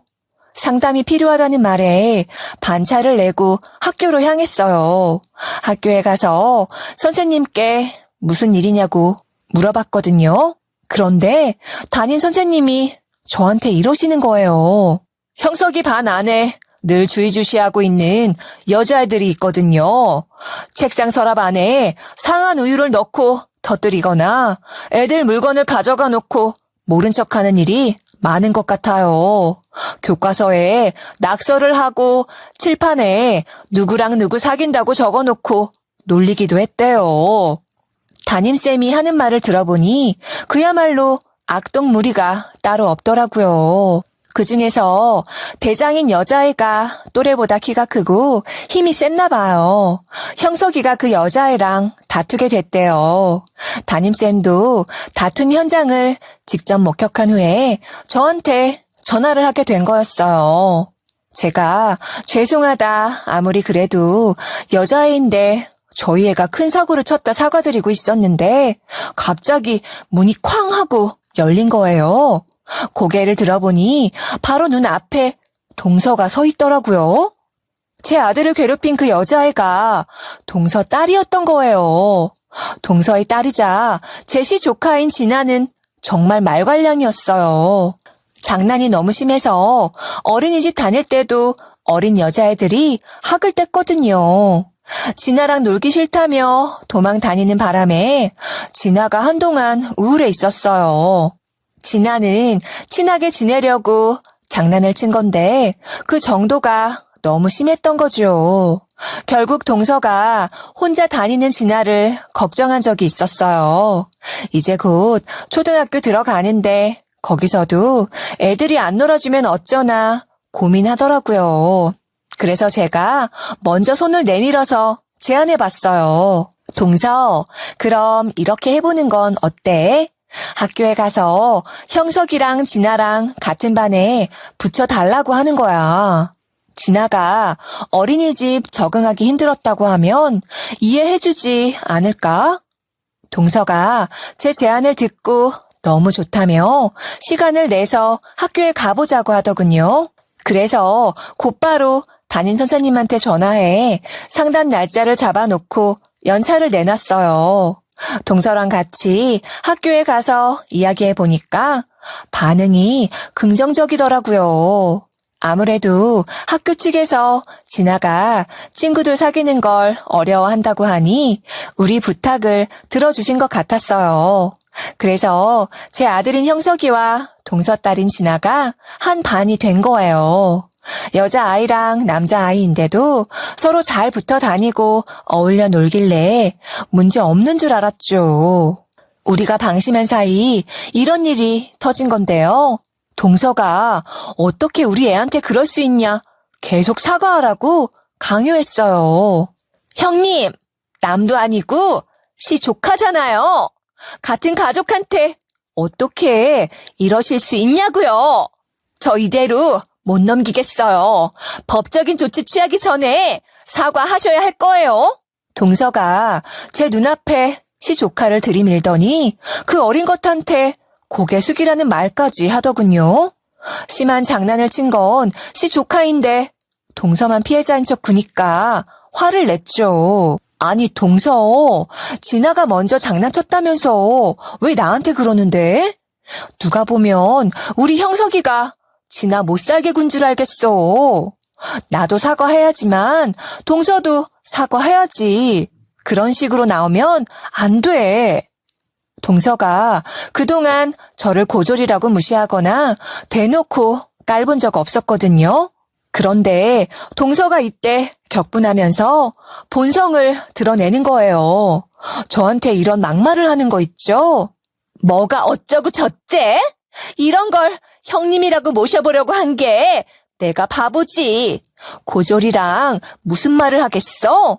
이렇게 수준 떨어지는 것하고 지내면서 잘 지내보려고 노력을 했다니 나 참 어이가 없어서. 이러면서 그동안 자기 딸 때문에 참은 거래요. 제가 그래도 도움이 되는 것 같으니까 잘해준 거라고 하더군요. 그래서 제가 이렇게 소리치고 말았어요. 아, 그러셔? 그럼 나 이용한 거네? 그래서 그때 내 신경 살살 건드리면서 이상한 질문했구나. 나한테 형석이가 한글도 못 뗐으니까 차라리 사직서 내고 가정주부 하라고 했잖아. 기억 안 나? 그동안 내 앞에서 연기하느라 참 힘들었겠어. 고졸인 내가 얼마나 싫었을까? 얼마나 싫었음. 감히 이런 짓을 해? 동서한테 비꼬는 말을 했는데 동서 그것이 가만히 있었겠어요? 동서가 기다렸다는 듯이 더 심한 말로 맞받아치더라고요. 형님이 잘 알고 있네. 잘 알고 있으면서 왜 그렇게 행동하는데? 형님이면 형님답게 분수를 좀 알고 계세요. 나이 많은 윗사람이라고 해서 으스대지 마시고요. 하긴 지능 자체가 낮은 사람이니 뭘 알겠어요. 형님이 그러니까 애가 그 꼴이지. 동서가 이렇게 말하곤 가버리더군요. 그래서 제가 따라가서 학교 복도가 떠나가라 윽박질렀어요. 애들이 장난도 치고 싸울 수도 있지. 여기서 내 학력이 왜 나와? 동서, 나 앞으로 안 볼 거야? 나중에 후회할 짓 하지 마. 이렇게 선 넘어놓고 나중에 미안하다고 말하면 받아주지도 않을 거니까. 동서는 제가 호통치든 말든 시조카를 데리고 학교를 떠났죠. 동서의 실체를 알게 된 후로 너무 실망스러워서 앞으로 안 볼 생각을 하고 있었어요. 다음 날 회사에 출근해서 일하는데 일이 손에 잡히겠어요? 하루 종일 핸드폰만 쳐다보거나 손에 꼭 쥐고서 몇 번이나 고민했어요. 시어머니께 전화해서 뭐라 말씀드릴까 말을 고르고 또 골랐던 것 같은데요. 그러다 모인 생각이 났어요. 어차피 시댁 식구들이 정기적으로 만나는 날이 다가오고 있었거든요. 시어머니께서 다 같이 만나자 하면 동서가 있으니 안 갈 거라고 폭로하려고 했어요. 그런데 동서가 그새 어머님한테 가서 꼰질렀나 봐요. 주말에 갑자기 초인종 소리가 들리길래 인터폰을 확인해 봤거든요. 시어머니가 오셔서 얼른 문을 열어드렸죠. 갑자기 무슨 일이시냐 물어보니 어머님께서 이러시는 거예요. 경아한테 다 들었다. 형석이가 진아를 괴롭혔다며? 그런데 너는 사과 못하겠다고 고함 질렀니? 영끈 차고 바락바락 소리 질러서 무서웠다고 애가 울더라. 시어머니 말을 듣고 어이가 없었죠. 사실이 아닌 걸 뻔뻔하게 꾸며대서 어머님한테 말하다니 제가 진실을 이야기해드렸더니 시어머니가 한숨을 쉬면서 대꾸하셨어요. 역시 그럴 줄 알았다. 네가 괜히 소리 지르고 영 끊겠다고 하는 애가 아니지. 경아 걔는 왜 그런다니? 그렇게 안 봤는데 거짓말을 아무렇지 않게 하네. 이간질하는 애는 아닌 줄 알았는데. 어머님이 그러면서 이 이야기도 해주는 거예요. 경아 그것이 말하지 말라고 했는데 걔 하는 짓 보니까 말해야겠다. 손주들 반에 교수님 애도 있는 거 알고 있지? 형석이네 반에 교수님 애가 있는 건 동서한테 들어서 알고 있었어요. 교수님 애가 진아와 형석이네 반에 들어가게 된 이유가 따로 있었는데요. 동서가 일하는 연구실에서 미움을 받고 있었기 때문이었죠. 동서가 자기는 억울하다며 자기 유리할 대로 말하긴 했지만 속내가 뻔히 보였어요. 하는 말을 쭉 들어보니 동서가 연구실 과제에 참여해놓고 일도 안 하고 돈만 받아 챙긴 것 같더라고요. 같이 과제를 해도 자기 고집대로 하다가 교수가 왜 그랬냐 물어보면 다른 사람 탓을 하기도 했대요. 동서가 도대체 어떻게 말했길래 이런 짓을 저질러 놓고 뻔뻔하게 자랑한 거냐고요? 자기가 마치 피해자라도 되는 양 동서가 제 집으로 와서 이렇게 말했거든요. 아니, 형님이 좀 들어보세요. 이거 제가 잘못한 거예요? 같이 일하는 박사들이 저보고 그러는 거예요. 연구실 과제를 하고 있었는데 제가 참여를 안 했대요. 불만이 있으면 나한테 직접 말하면 될걸. 일도 안 하고 돈만 받아 챙긴다는 뒷담을 하는 거 있죠. 과제도 제가 생각이 다 있어서 리드하고 있었는데 지들이 무시했어요. 그래서 가만히 있었던 건데 그러더라고요. 교수님까지 걔네들한테 홀려서는 왜 그랬냐 따지시고 완전 찍혔어요. 어제는 교수님이 대놓고 왜 자꾸 실패하거나 잘못됐을 때 다른 사람 탓하냐고 뭐라 하시더라고요. 동서가 씩씩대면서 말을 막 쏟아내길래 이 당시에는 동서가 오해를 받나 생각했죠. 제 가족이니 최대한 좋게 고려해 준 거였어요. 그러나 모든 일이 다 끝난 지금 되짚어보니 동서가 지 멋대로 씨부린 거였더라고요. 동서랑 같이 일했던 박사들이 너무 불쌍했어요. 얼마나 불쌍했는지 동서가 한 말 좀 들어보세요. 그뿐만이 아니에요. 잘나신 박사들까지 저한테 잔소리 하더라고요.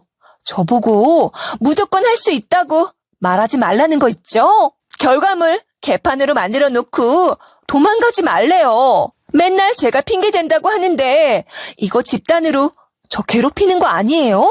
직장 내 괴롭힘으로 확 신고해버릴까요? 이때 동서가 투덜대면서 자기가 너무 잘난 것 같으니까 시기 질투를 받는 것 같대요. 같이 일하는 박사들은 물론 교수한테도 찍혀서 너무 괴롭다고 하더라고요. 저 같으면 다시 열심히 해볼 생각만 할 텐데 동서가 참 대단해 보였어요. 눈에 불을 켜고 연구해볼 계획도 안 세우고 어떻게 하면 예쁨 받을지 연구해봤대요.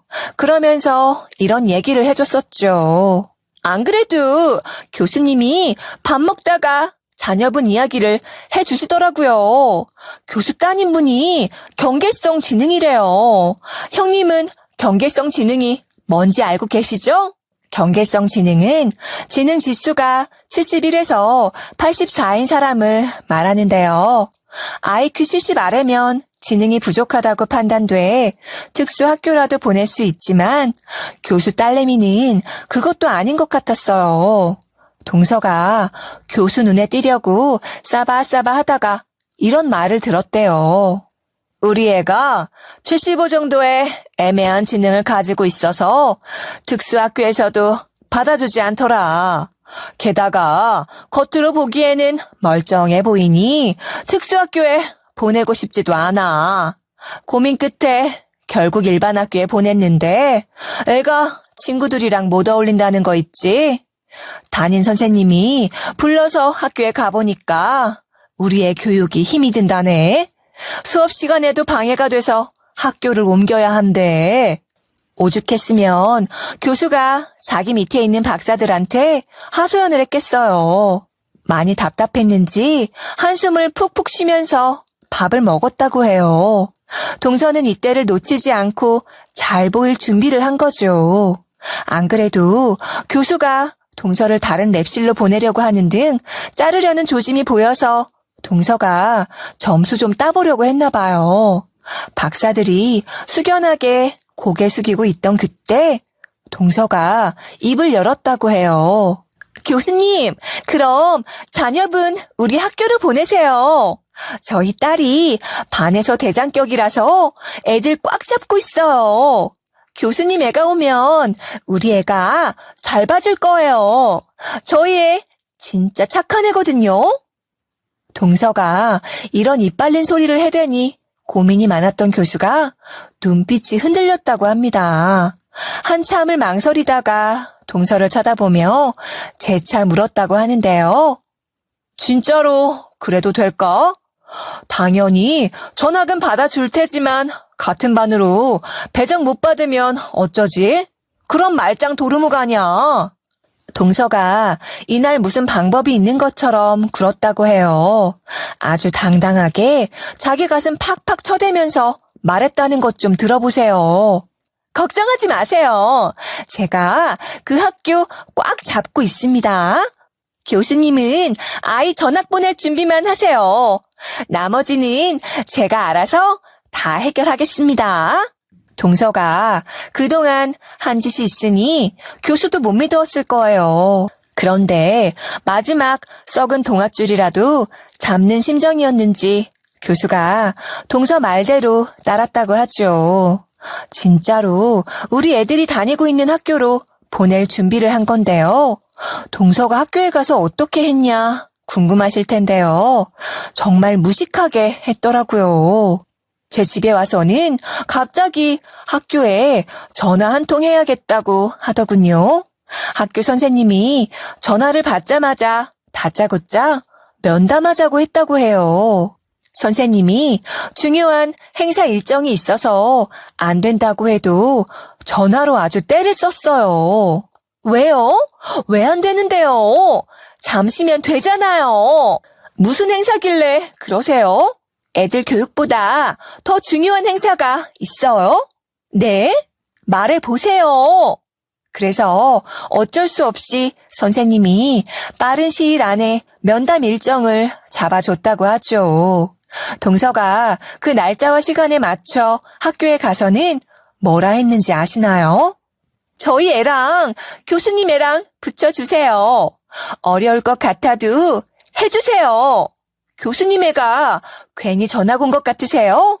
이것도 전부 다 선생님을 위한 거라고요. 선생님도 교수님께 잘 보여서 팔자 좀 펴보세요. 왜 이런 기회를 날리려고 하세요? 동서가 이렇게 같은 반에 붙여달라 떼 쓰다시피 매달렸다고 해요. 이미 동서애랑 제 애를 한 반에 붙여준 선생님이 처음엔 안 된다고 했지만 학교 측도 어쩔 수 없이 들어준 것 같아요. 저는 이 말을 전해 듣고 입이 떡 벌어지고 말았습니다. 동서는 원하는 걸 얻기 위해서 무엇이든 다 하는 사람 같았죠. 자기 명예, 돈, 지위 이런 걸 얻으려면 그 과정에서 얻는 수치 같은 건 아무것도 아닌 사람 같았어요. 어쩌면 수치심을 아예 못 느끼는 걸 수도 있죠. 이런 일이 있었기 때문에 우여곡절 끝에 교수의 동서의 제 애가 이렇게 한반이 된 건데요. 전부터 이 사실을 알고 있었는데 시어머니께서 제가 모르고 있었던 근황을 알려줬어요. 경아가 그러던데 진아가 교수애를 잘 봐주기는커녕 심하게 장난을 쳤다고 하더라. 대놓고 모자란 애라며 놀려대고 교수애랑 같이 놀려는 애들한테 뭐라 했다고 하던데 그것 때문에 돌아버리겠다고 하더라. 아직 교수는 모르고 있대. 갑자기 자기 딸이 다치고 돌아와서 많이 놀랐다고 하던데, 경아 그녀는 자기 애가 그랬다고 말도 못했다는데, 어휴, 이걸 어쩜 좋니? 안 그래도 동서만 생각하면 속이 부글부글 끓는데 약점을 알게 된 거죠. 저는 옳다구나 하고 언젠가 쓰일 것 같아서 동서의 약점을 손에 쥐고 있었어요. 시어머니는 제가 당한 사실을 전부 다 알고 있었기 때문에 동서를 가만히 안 둘 거라는 걸 알고 있었나 봐요. 제 눈치를 보시면서 이리 물으시더라고요. 경아, 그것을 어쩔 거냐? 어떻게든 해코지 하려고? 괜히 복수하려고 나섰다가 너만 피곤해지고 힘들어지니까 조심해라. 현명하신 어머님은 이미 제 편이셨어요. 동서 그것을 적당히 혼내주고 저는 타격 안 받게 하라더군요. 동서에게 틈을 주지 말래요. 틈을 보여준 순간 무시하고 헐뜯는 인간이라고 하셨어요. 짧은 시간 안에 모든 걸 파악하신 시어머니도 이렇게 말씀하셨으니 이미 동서에 대해 알고 있었던 전 어쩌겠어요. 제 앞을 가로막는 건 아무것도 없었지요. 그래서 어떻게 했냐고요? 며칠 동안 혹시 몰라 동서의 교수와 연락할 방법을 찾아놓긴 했어요. 동서에게서 교수의 이름을 들은 적 있어서 검색을 해봤는데요. 학교 홈페이지에 연구실 전화번호가 떡하니 적혀 있길래 이거다 싶었죠.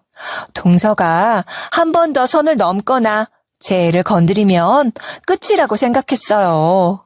그래서 시어머니한테 전화해서 이리 말씀드렸어요. 어머님, 아무래도 저랑 동서 일 때문에 시댁 모임은 생략하시는 건가요? 안 그러셔도 돼요.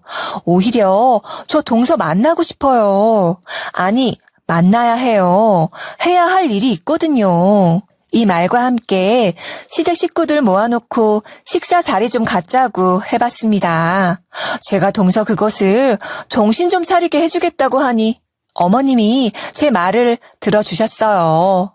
제 전화를 끊으시더니 시댁 식구들한테 문자나 전화를 했나 봐요. 몇 분 뒤에 시어머니께서 다시 연락을 하셔서 저한테 알려주셨어요. 오랜만에 얼굴 좀 보자는 핑계 대면서 시댁 식구들한테 모이자고 했다. 동서 그것도 온다고 했으니까 네 계획대로 한번 해봐라. 어머님이 그러는데 시댁 식구들 전부 다 된다고 했대요.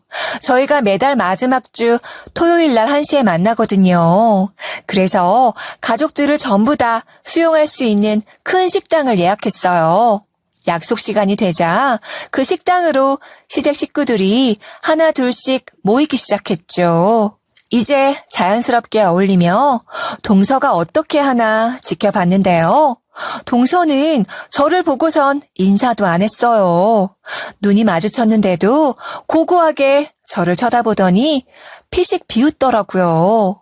저한테 시비 걸면 언제든지 준비해둔 걸 꺼내놓으려고 마음먹고 있었어요. 그런데 동서가 잠잠하더라고요. 바로 그때 아들이 학습지를 들고 오더니 저한테 이게 뭐냐고 물어보는 거예요. 엄마, 월요일 날 학습지 선생님 오는데 이거 너무 어려워. 숙제 밀렸는데 엄마가 알려주면 안 돼? 아들 녀석이 식당까지 학습지를 갖고 와서 낑낑거리는 모습이 기특했어요. 그래서 제가 한글을 가르쳐주고 있는데 옆에서 동서년이 배꼽을 잡고 비웃는 거 있죠? 순간 정적이 흐르고 시댁 식구들이 전부 다 동서를 쳐다봤어요. 그런데 동서가 저한테 이러는 거예요. 머리에 든 것도 없는 게 생쇼를 하네. 역시 고졸이라서 그런지 애도 모자라게 태어난 것 같아. 아직도 한글도 못 읽으면 어떡해? 형님, 그냥 지금 학교 그만두게 하시고 특수학교 보내세요. 이러다 얘 영영 자기 이름도 못 쓰겠어. 이렇게 말하길래 빡이 돌고 말았죠. 진짜 가족이고 뭐고 그동안 쌓인 정이고 뭐고 그런 건 다 없어져 버리고 말았어요. 그래서 바로 자리에서 일어나서 시동생을 불렀는데요. 제 눈치를 보고 있던 시동생이 깜짝 놀란 표정으로 절 쳐다보길래 따라오라고 했어요. 시동생이 바로 따라오자 동서가 난리치는 소리가 다 들리더라고요. 저것이 어디서 명령질이야? 형님이면 다야? 나이 많고 장남한테 시집 온 게 무슨 유세냐고? 잘난 거 하나도 없는 게 어디서 지랄이야? 당신은 왜 그걸 또 쪼르르 따라가고 있어? 저는 동서가 뭐라 하든 간에 싸그리 무시했어요. 동서가 안 보이는 곳까지 시동생을 데려가서는 팔짱 끼고 노려봤는데요. 그런데 시동생이 손으로 얼굴을 가리면서 말했어요. 형수님, 제가 정말 죄송합니다. 형수님 뵐 면목이 없네요. 진아 엄마가 원래 저런 사람이 아니었는데 점점 변한 것 같아요. 시동생은 최근에 동서의 실체를 알았다고 하더라고요. 착각이라고 생각했지만 알면 알수록 이기적이고 못된 여자인 것 같다고 말하길래 제가 교수 얘기를 꺼냈어요. 그러자 시동생이 어떻게 알았냐 물으면서 눈이 휘둥그레졌는데요.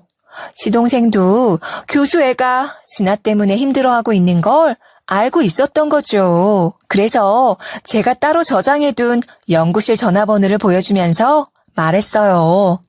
교수님한테 다 말씀드릴까?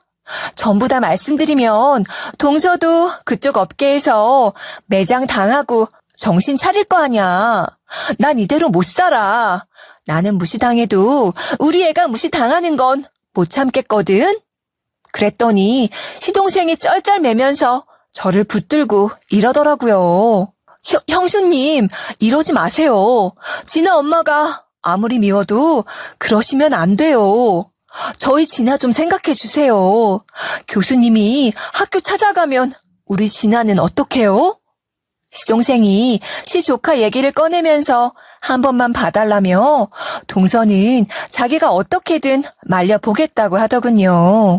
그동안 가만히 놔둬서 미안하다면서 자기도 동서가 무서워서 그랬다는 거예요. 뭐가 무서웠냐고 물어보니 시동생이 이러는 거 있죠. 형수님 앞에서는 진짜 친언니, 친동생처럼 굴더니 집에만 가면 얼굴빛이 싹 달라져요. 하루 종일 형수님 욕만 하는데 제가 오죽했으면 형수님한테 왜 그러냐, 악감정 있냐고 물어봤거든요.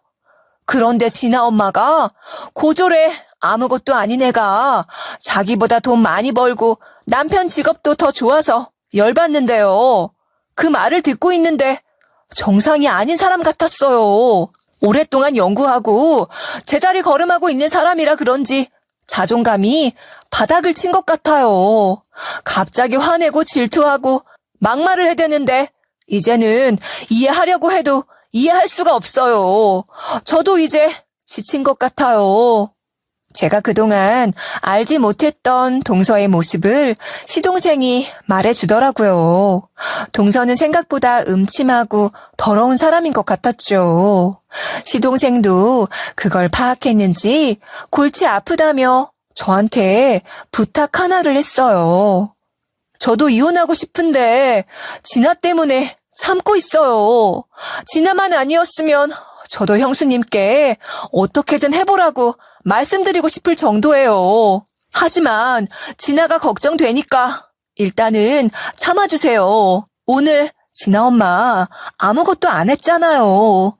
아마 괜찮지 않을까요? 시동생이 별일 없을 거라고 말하면서 중간에서 중재하겠다고 하니 지켜보겠다고 했죠. 하지만 시동생이 중간에서 중재하는 일은 찾아오지 않았어요.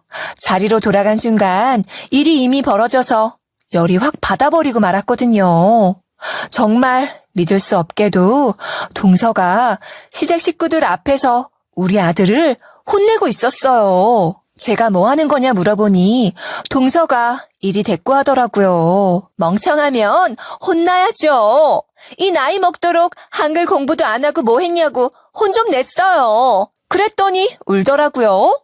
앞으로 열심히 공부하겠대요. 형님, 저밖에 없죠? 이런 일 누가 해주겠어요? 시동생도 동서의 막말에 중재는 포기했나 봐요.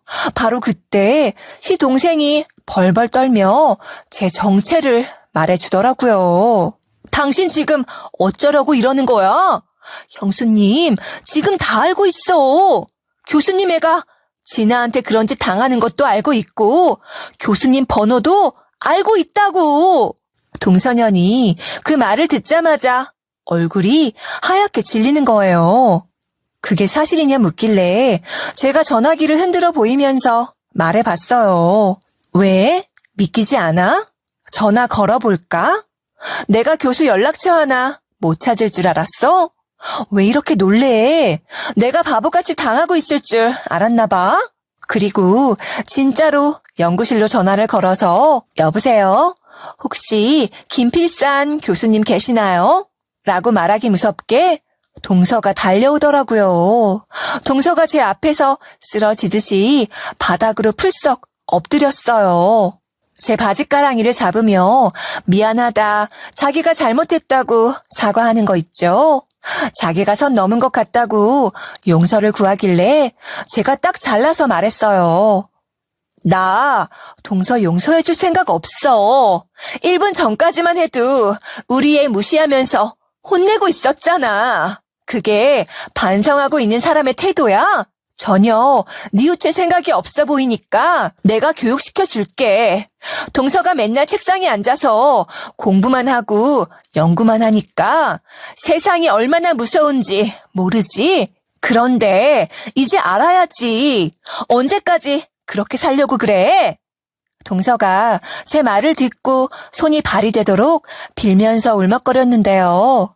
이제는 자기 입으로 자기 약점을 술술술 불더라고요. 형님, 한 번만 봐주면 안 될까? 나 이 교수님한테도 찍히면 죽도 밥도 안 돼. 예전에 다른 교수님한테도 찍혀서 랩실 옮겼단 말이야. 하기사 이렇게 사람 무시하고 남한테 피해만 주는 동서를 누가 좋아하겠어요? 이러다 교수도 연구원도 못 되고 흐지부지 거지가 될 거라고 하길래 제가 웃으면서 얘기해 줬어요. 동서는 거지 좀 되어봐야 돼. 그동안 갑질하고 피해 준 걸 생각해봐. 그래야 깨닫고 사람들한테 공평하게 대해주고 잘해주지. 학력으로 사람 나누고 판단하다가 벌 받은 거라고 생각해. 이 말을 해준 뒤 동서가 매달리든 말든 수화기를 귓가에 가져다 댔어요. 다행히 그동안 전화를 안 끊고 동서랑 제가 하는 대화를 듣고 있었나 봐요. 그래서 제가 재차 김필산 교수님을 찾았어요. 처음엔 전화를 받은 박사가 질문을 하며 경계하더라고요. 무슨 일이시죠? 김필산 교수님은 왜 찾으시는 걸까요? 어디서 전화 주시는 건가요? 이 박사님도 동서랑 같이 일하고 공부하는 동료였을 거 아니에요. 동서한테 당한 게 많았을 테니 제 편으로 만드는 건 쉬웠죠.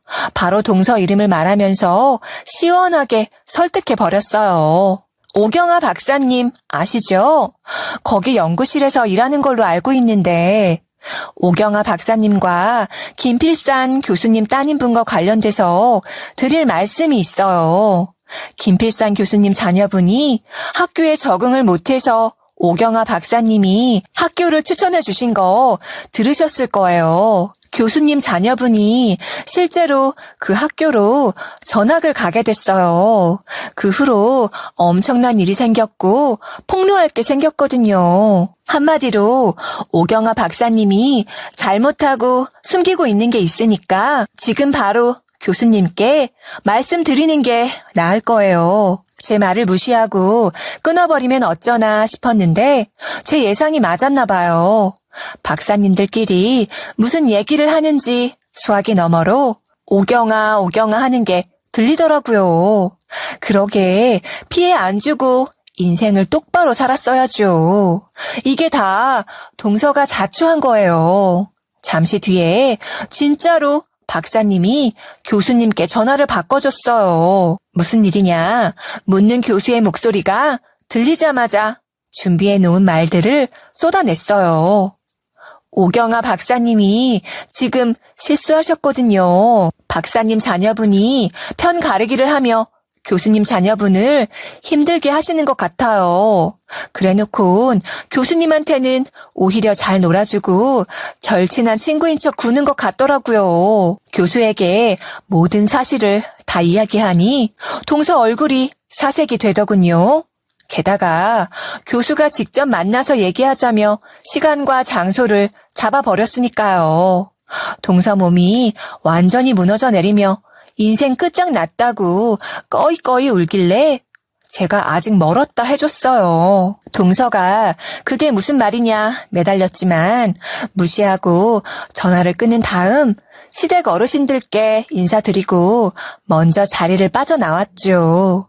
그날 동서가 절 졸졸 따라다니며 그러지 말아달라 제발 부탁한다 빌빌대던 게 아직도 생각나네요.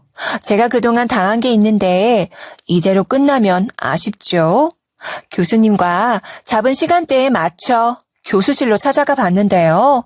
저는 교수님을 보자마자 이런 제안을 해봤어요. 교수님, 이대로 당하고만 있을 수는 없잖아요. 자녀분이 당한 게 있는데 모욕죄로 고소하자고 하는 건 어떨까요? 물론 진짜로 하는 건 아니고요. 사실 오경아 박사님이 제 동서거든요. 동서한테 당한 게 있어서 갚아주고 싶어요.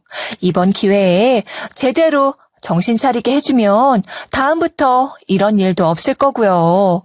8살짜리를 대상으로 모욕죄로 고소하는 것 자체가 성사가 될까 싶지만 동서한테 겁을 주기 위한 방법이었는데요.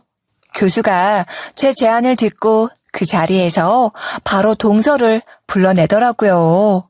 몇 분 뒤에 노크 소리가 들리더니 동서가 문을 열고 들어왔어요. 동서가 교수실에 있는 저를 보고 화들짝 놀랐죠. 말을 더듬거리며 제게 같은 질문을 계속 해댔어요. 형님이 왜 여기에 있어요? 무슨 일로 오신 거예요? 설마 그 일 때문에 오신 건 아니죠?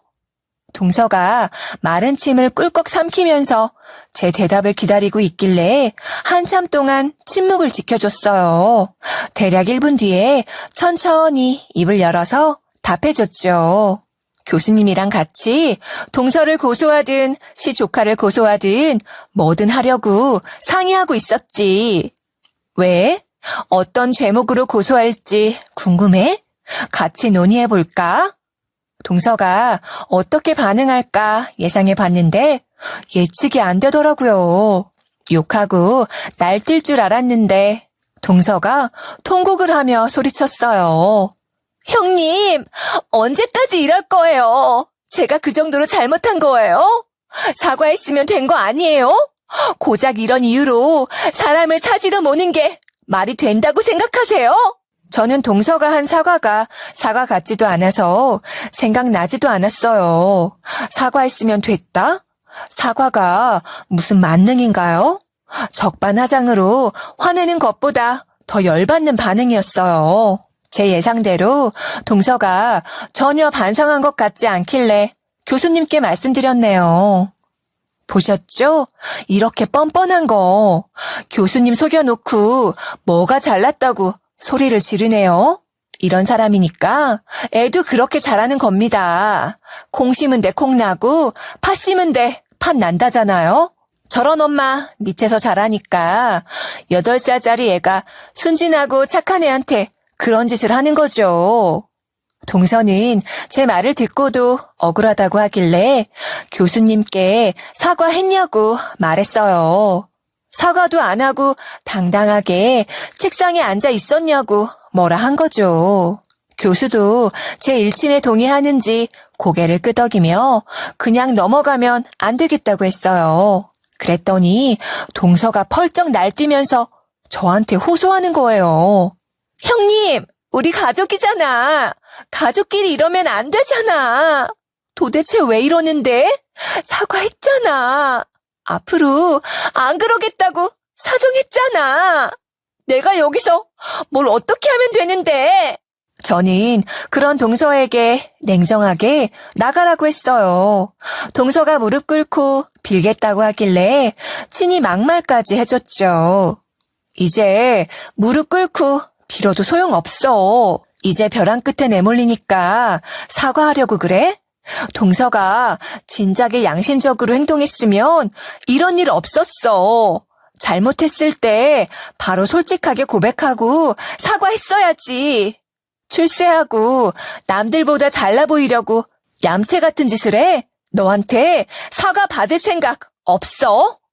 동서한테 당한 피해자들끼리 복수하기 위해 연대 좀 해야겠으니까 나가라고.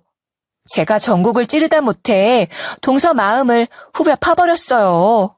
동서가 눈물을 뚝뚝 흘리더니 제 바지 가랑이를 붙들고 있더라고요. 그러다 저한테 매달려 봤자 효과가 없을 거라고 생각했는지 교수한테도 매달렸습니다. 교수는 동서가 매달리자마자 지겹다는 듯이 이러셨어요. 정 교수가 괜히 나한테 보낸 게 아니었어. 그놈이 나한테 악감정이 있어서 그랬구먼.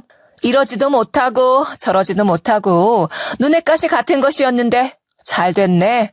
웬만하면 교수들이 박사들 안 자르는데 너 같은 것이 교수 되면 안 되겠어. 학생들 다 버리게 생겼으니까 알아서 다른 교수님 알아보든가 해. 교수가 동서를 교수도 뭣도 안 되게 대학원에서 평생 썩게 해줄 건가 봐요. 아주 살벌한 말들을 내뱉으면서 제일 악명 높은 교수님한테 보낼 거라고 하더군요. 버틸 수 있으면 버텨보라는 말에 동서가 발버둥 치며 소리쳤어요. 교수님이 저한테 어떻게 그러실 수 있으세요? 제가 교수님 밑에서 몇 년을 일했는데 너무하신 거 아니에요? 이제는 교수 넥타이까지 잡으며 난동을 피우니까 동료 박사들이 몰려와서 말렸어요. 결국 박사들 손에 끌려간 동서는 더 이상 볼 수 없게 됐는데요. 동서는 연구실에서 쫓겨나서 이 연구실 저 연구실을 떠도는 백수가 됐고 시동생과 피 터지게 싸웠기 때문이에요. 그동안 쌓인 게 많았던 시동생은 동서와 이혼하고 말았죠. 양육권은 시동생이 가져와 시동생이 딸인 진아를 키우게 됐어요. 진아가 시동생이랑 같이 상담도 다니며 교육 방식을 바꾸었더니 친구들을 대하는 태도도 많이 달라졌더라고요. 전과 다르게 친구들과 큰 소동 없이 잘 지낸다고 합니다. 오랜만에 시동생과 시조카인 진아를 보게 됐는데요. 예전에는 인사도 안 하고 정신없이 뛰놀고 산만하게 이것저것 관심을 보였거든요. 인사도 시동생이 시키면 겨우 하던데 180도 변해 있었어요. 진아가 절 보자마자 공손하게 인사를 하더라고요.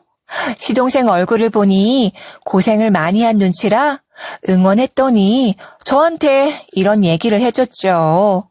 아유, 제가 고생을 하긴요. 이게 다 형수님 덕분이에요. 형수님 아니었으면 진아 엄마한테 못 벗어날 거예요. 진아가 표현 방식이 특이했던 것도 엄마 때문이었나 봐요. 이제 저랑만 지내고 좋은 선생님 만나서 상담도 받으니까 많이 좋아졌어요. 완전히 달라져서 새 딸 얻은 기분이네요.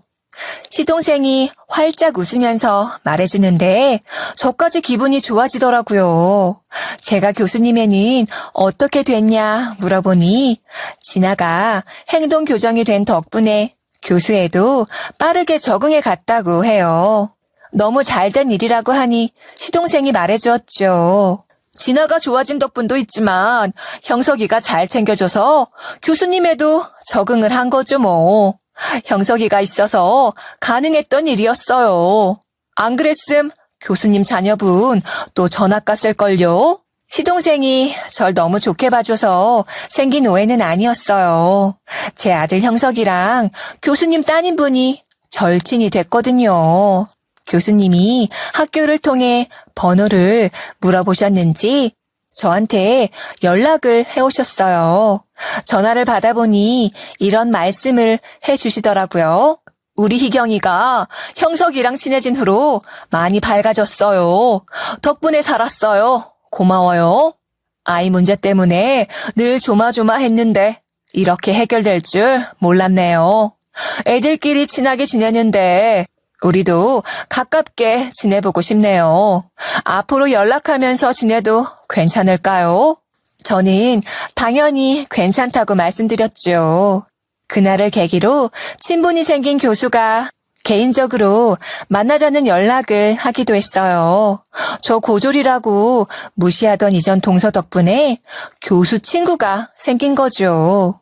얼마 전에 우리 애가 9살이 돼서 한 학년 올라가게 됐는데요.